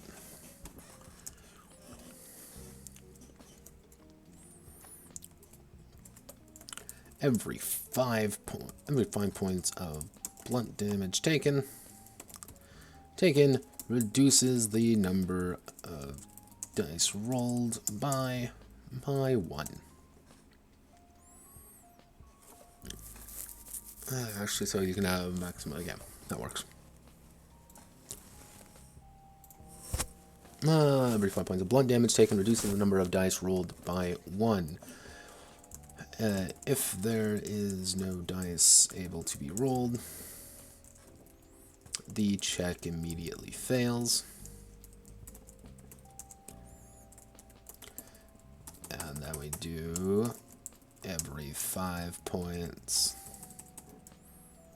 of, actually, let's see, if it's 20, if we have 1, so maximum you're going to have 21 you have 21 dopamine. And actually, let's do every 5 points of dopamine damage taken reduces the number of dice kept by 1.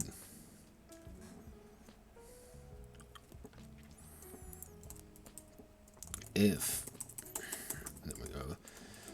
lethal falls to 0, the Grug has perished. If blunt falls to 0, the Grug has been knocked unconscious and takes lethal damage going forward.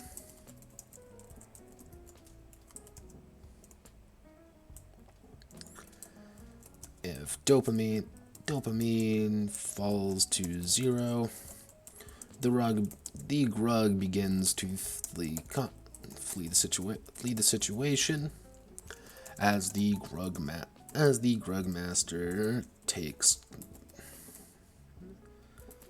The Grug begins to flee combat immediately, discarding any tools they have on them.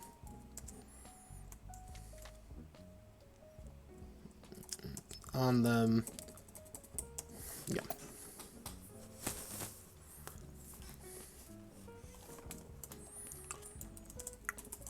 When the battle or situation is resolved, the Grug will wake up, will return with one blunt or dopamine remaining.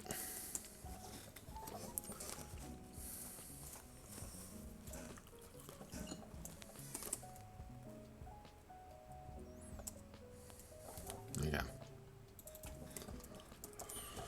Alright, so this is kind of I'm going to probably have to fix this up just the way it looks, because it's kind of disgusting, but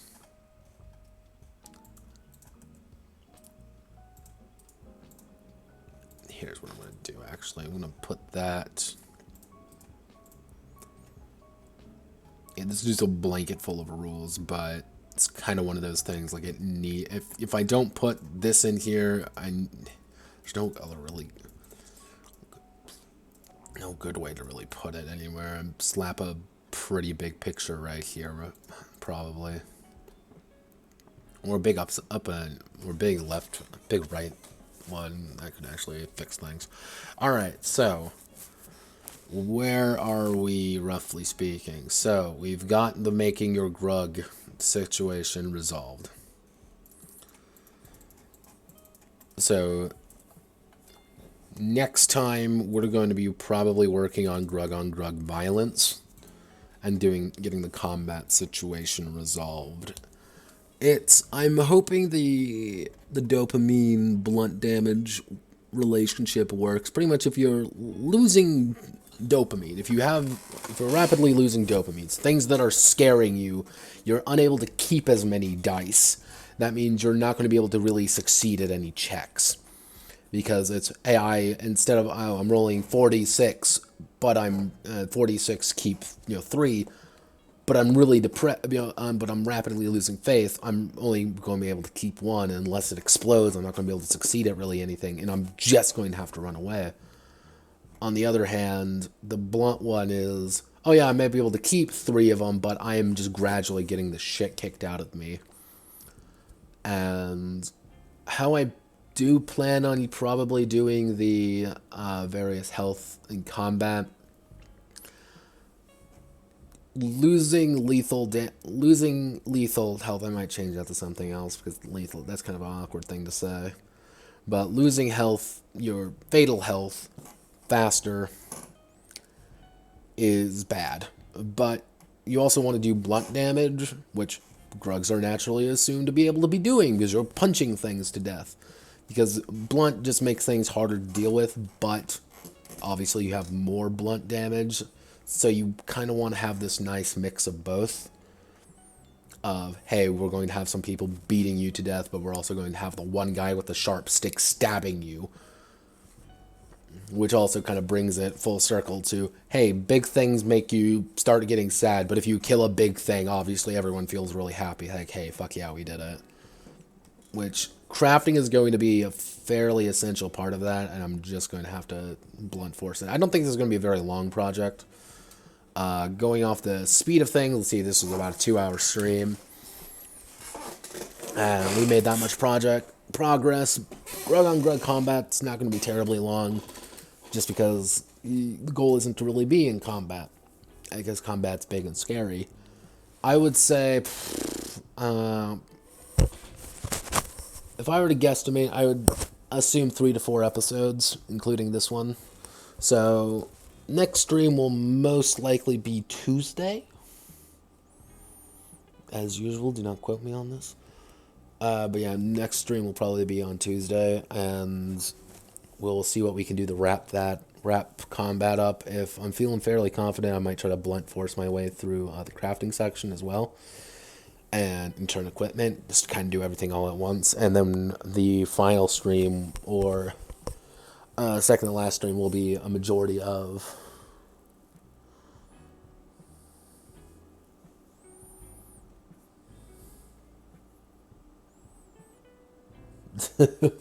Hey, don't worry, all of these are recorded, in case you ever want to listen to my sultry tones. Do end up uploading all these to my YouTube channel as the archive. So in case you just want to listen to smooth jazz and my godforsaken voice in the background, feel free to. But overall, I'm feeling pretty confident about this project. It's not going to be an elegant project by any stretch of the imagination, but it doesn't really need to be elegant. I kind of went into this knowing this wasn't going to be a very long project. I should have started getting ready for Project Eros. I have... My biggest issue with that project as of right now is I'm still stuck at a complete impasse of how I actually want to do it. Because half of me wants to make it like a legit game, and the other half of me just wants to make the quote hentai doujin RPG. The other half of me wants to make busty barbarian bimbos, just a variation of that with some interesting ideas. But I am going to be actually using this is going to sound ridiculous, social justice warrior turtles. Just social justice warrior turtles as a base, because the system there I actually enjoy. I'm going to be using that as a system base for 2 reasons. I like the 3-word system. Actually, it's 4-word, but I'm probably break it down to 3. I like that system of character creation because I want characters to be fairly fast, quickly made. That, and it's an incredibly simplistic system. It's a D6 roll under. I can probably make it a 2D6 roll under, and no one will bat an eye. But the one thing I enjoy about it is you can make any character you want pretty quickly, and what I'm going to be doing is filling it with hentai stereotypes. So, for example, you might make a character saying like, "Oh, my character is a schoolgirl role, tomboy schoolgirl role, with daddy kink." That's just a complete roll. I have a character, and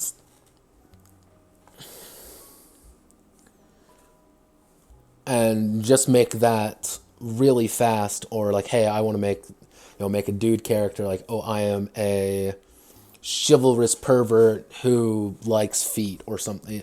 It's just kind of the very quickly to roll up a simple character shouldn't be that long, because I'm probably going to channel some SRS into that, make it very much not necessarily a one-shot system, but not a very long, a campaign isn't supposed to be long. Another thing I was thinking about adding there is a karma system. And what I mean by the karma system is you have to balance your karma going both directions. If you're too goodly, if you're too goody two shoes, you are complete, you remove yourself from the situation. You're too pure to be in this hentai. While if you fall completely zero, you obviously are literally too evil to continue on here. You're no longer even, worthy to be a protagonist because you are that fucked up. It's the best way to word it is I can see it. Metamorphosis. Metamorphosis. By the at the not the tail end of at the tail end of Metamorphosis, she would have karma rapidly approaching zero, because she's barely human at the end, but she obviously finds redemption at the very end of the story. But I think that would be an interesting way of approaching things. But again, it's as of right this second.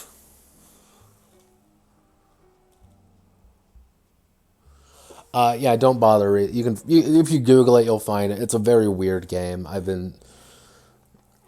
might actually, after this project's done, actually, I'd do a deep dive into it of just like me going through it and meticulously picking bits and pieces apart about it, like I did with Vadra Entertainment, and finding out who actually wrote it, because the guy who wrote it's a weird fucking dude.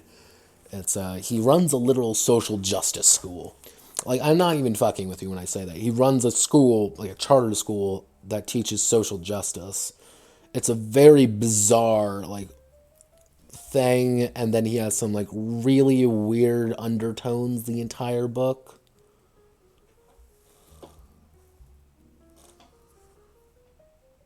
Like, it's a very strange... There's a lot of weird shit with that book, and it gets worse the more you look at it. As someone pointed out, they have a lot of weird animals in there, but they don't have, like, apes. There are no horses, and it's like there's none of these, like, no apes, because he wanted to avoid racial stereotypes. And it's just like, the fact that you pointed that out kind of makes it possibly a race thing with you.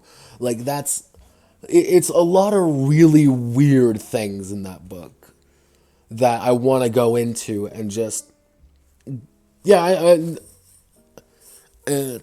I want to go into it and just learn about it and really go into the nitty gritty on it, because I think it would actually be pretty fun to kind of just do something like that, because it's such a weird, it's a weird existence. Its entire purpose to exist is such a bizarre oddity that I can't help but look at it and point and laugh. But I was actually going to be basing Project Eros on it, just just as my own comedic.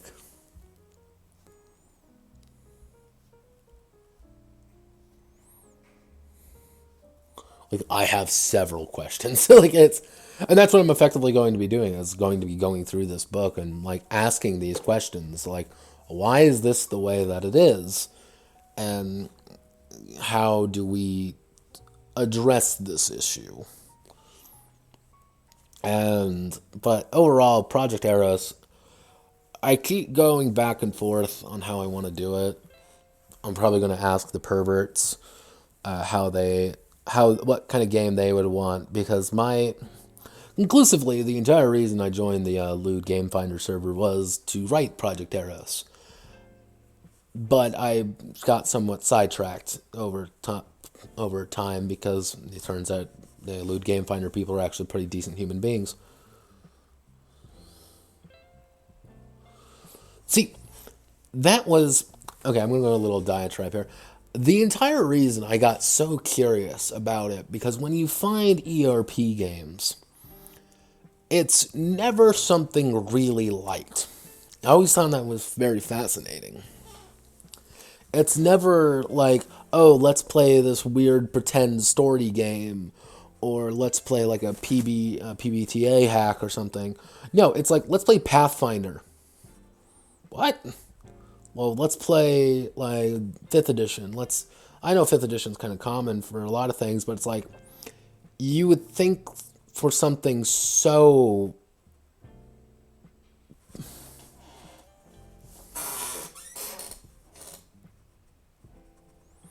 exactly, and it's like kind of this very odd situation where I'm morbidly curious to. I came into it trying to figure out the nature of what people actually wanted.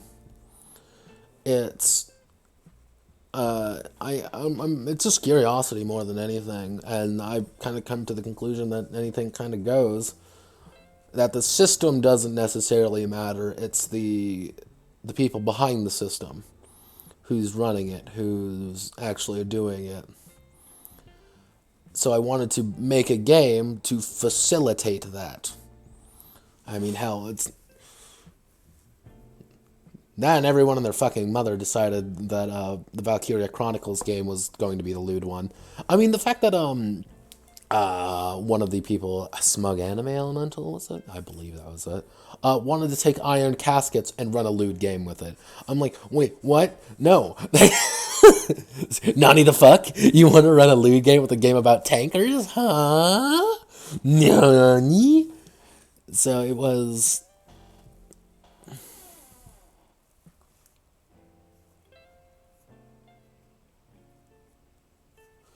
See, that's the... What I want to try to get across with Project Eros is... How do I manipulate... Like, this is going to sound incredibly sociopathic, but how do I manipulate the traditional ERP sphere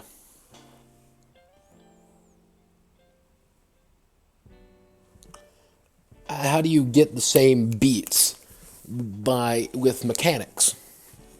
And that's why I was thinking about having kind of a more like a random creation where you throw a bunch of people into a situation and then what happens? Who plays it out? Who does what? And ironically enough, probably one of the best ERP games I wrote inadvertently was Morons with Pedigrees, which is all about 17th century nobility being idiots at each other.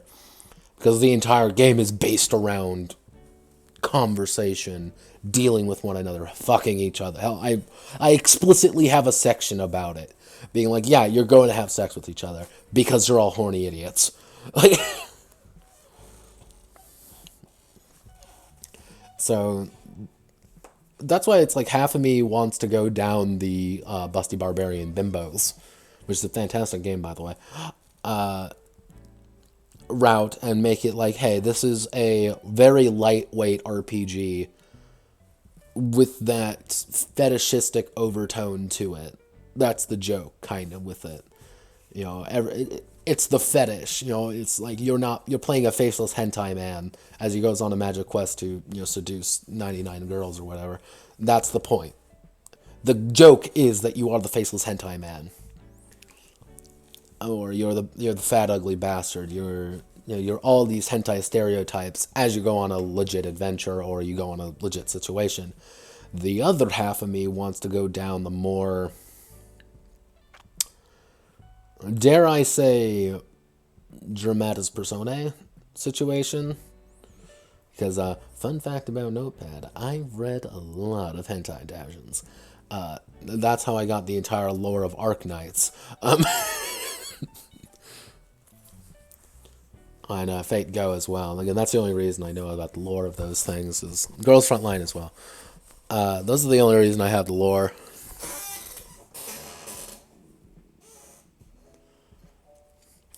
That's one of the things, like, that's kind of the joke with it. Like, oh, if you play a fat ugly bastard straight, you're going to end up rapidly tanking your karma. But if you subvert expectations a little bit, you end up going the other direction. I did kind of write, it was during an A thread, pitch your anime. I did have an entire joke anime that I wrote up. It was, God, what was it? It was Tamagotchi not the Tamagotchi family. It was the something family. I can't remember. Tamagawa. No, it's Tamagawa family. And the joke was every single member of the family is a hentai stereotype. Dad's a fat, ugly bastard, but he's just a really nice dude.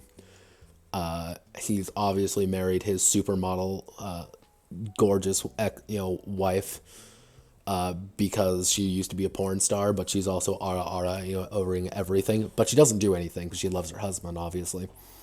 We have the fat otaku son who everyone, oh, we're gonna bully, and oh, he's like this, but he constantly fucks with everybody, and always ends up positioning himself as this big old whoopee that all these girls fall in love with because he's just a fat, ugly teddy bear that they all love, and he just fucks with all his classmates with it. Then the story focused around the youngest daughter, which was the idea was that she was a basic hentai girl, even though she is never going to get laid. That's the joke. Yeah, no, that one, I got in depth with that. That was funny. That was just fun writing that. But overall, I do have.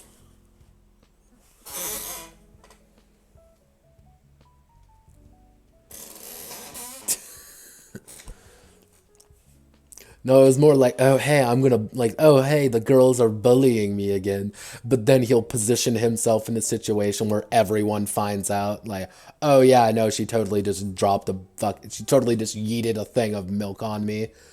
And everyone feels bad for him and everyone shits on her.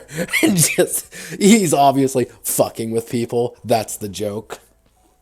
And no sex. That was the other like big haha moment. There was no sex going on.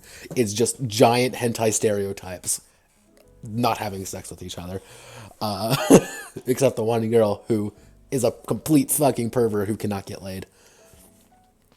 But yeah, no. Project Eros is kind of kind of a joke on playing on that, as well as Ball Buddy. He did a picture. If you look in post memes, you'll find it. He did one that it is just like, yeah, these are completely generic stereotypes, and like that kind of makes sense. So yeah, sorry, this ending point has been kind of me rambling on about the next project, but I can do that. It's my stream. But I'm excited for Eros. I'm curious of how I'm gonna do it, and hey, if you have any suggestions of how you would want it, would you like legitimate adventures? Would you like actual, like situations, or would you like to make it more role play focused? It's kind of up there as of right now. I haven't made a clear decision on anything yet. So, but my throat's killing me, so I'm gonna call it here. So thank you for watching, my dear viewer. I will most likely be shit posting in the Discord, so feel free to shit post at me in case that's your jammerino. It looks like also everyone and their fucking mother is in the. No, never do that again. Never do that again. Never. Stop it. Oh, jeez. Yippee-ki-yay!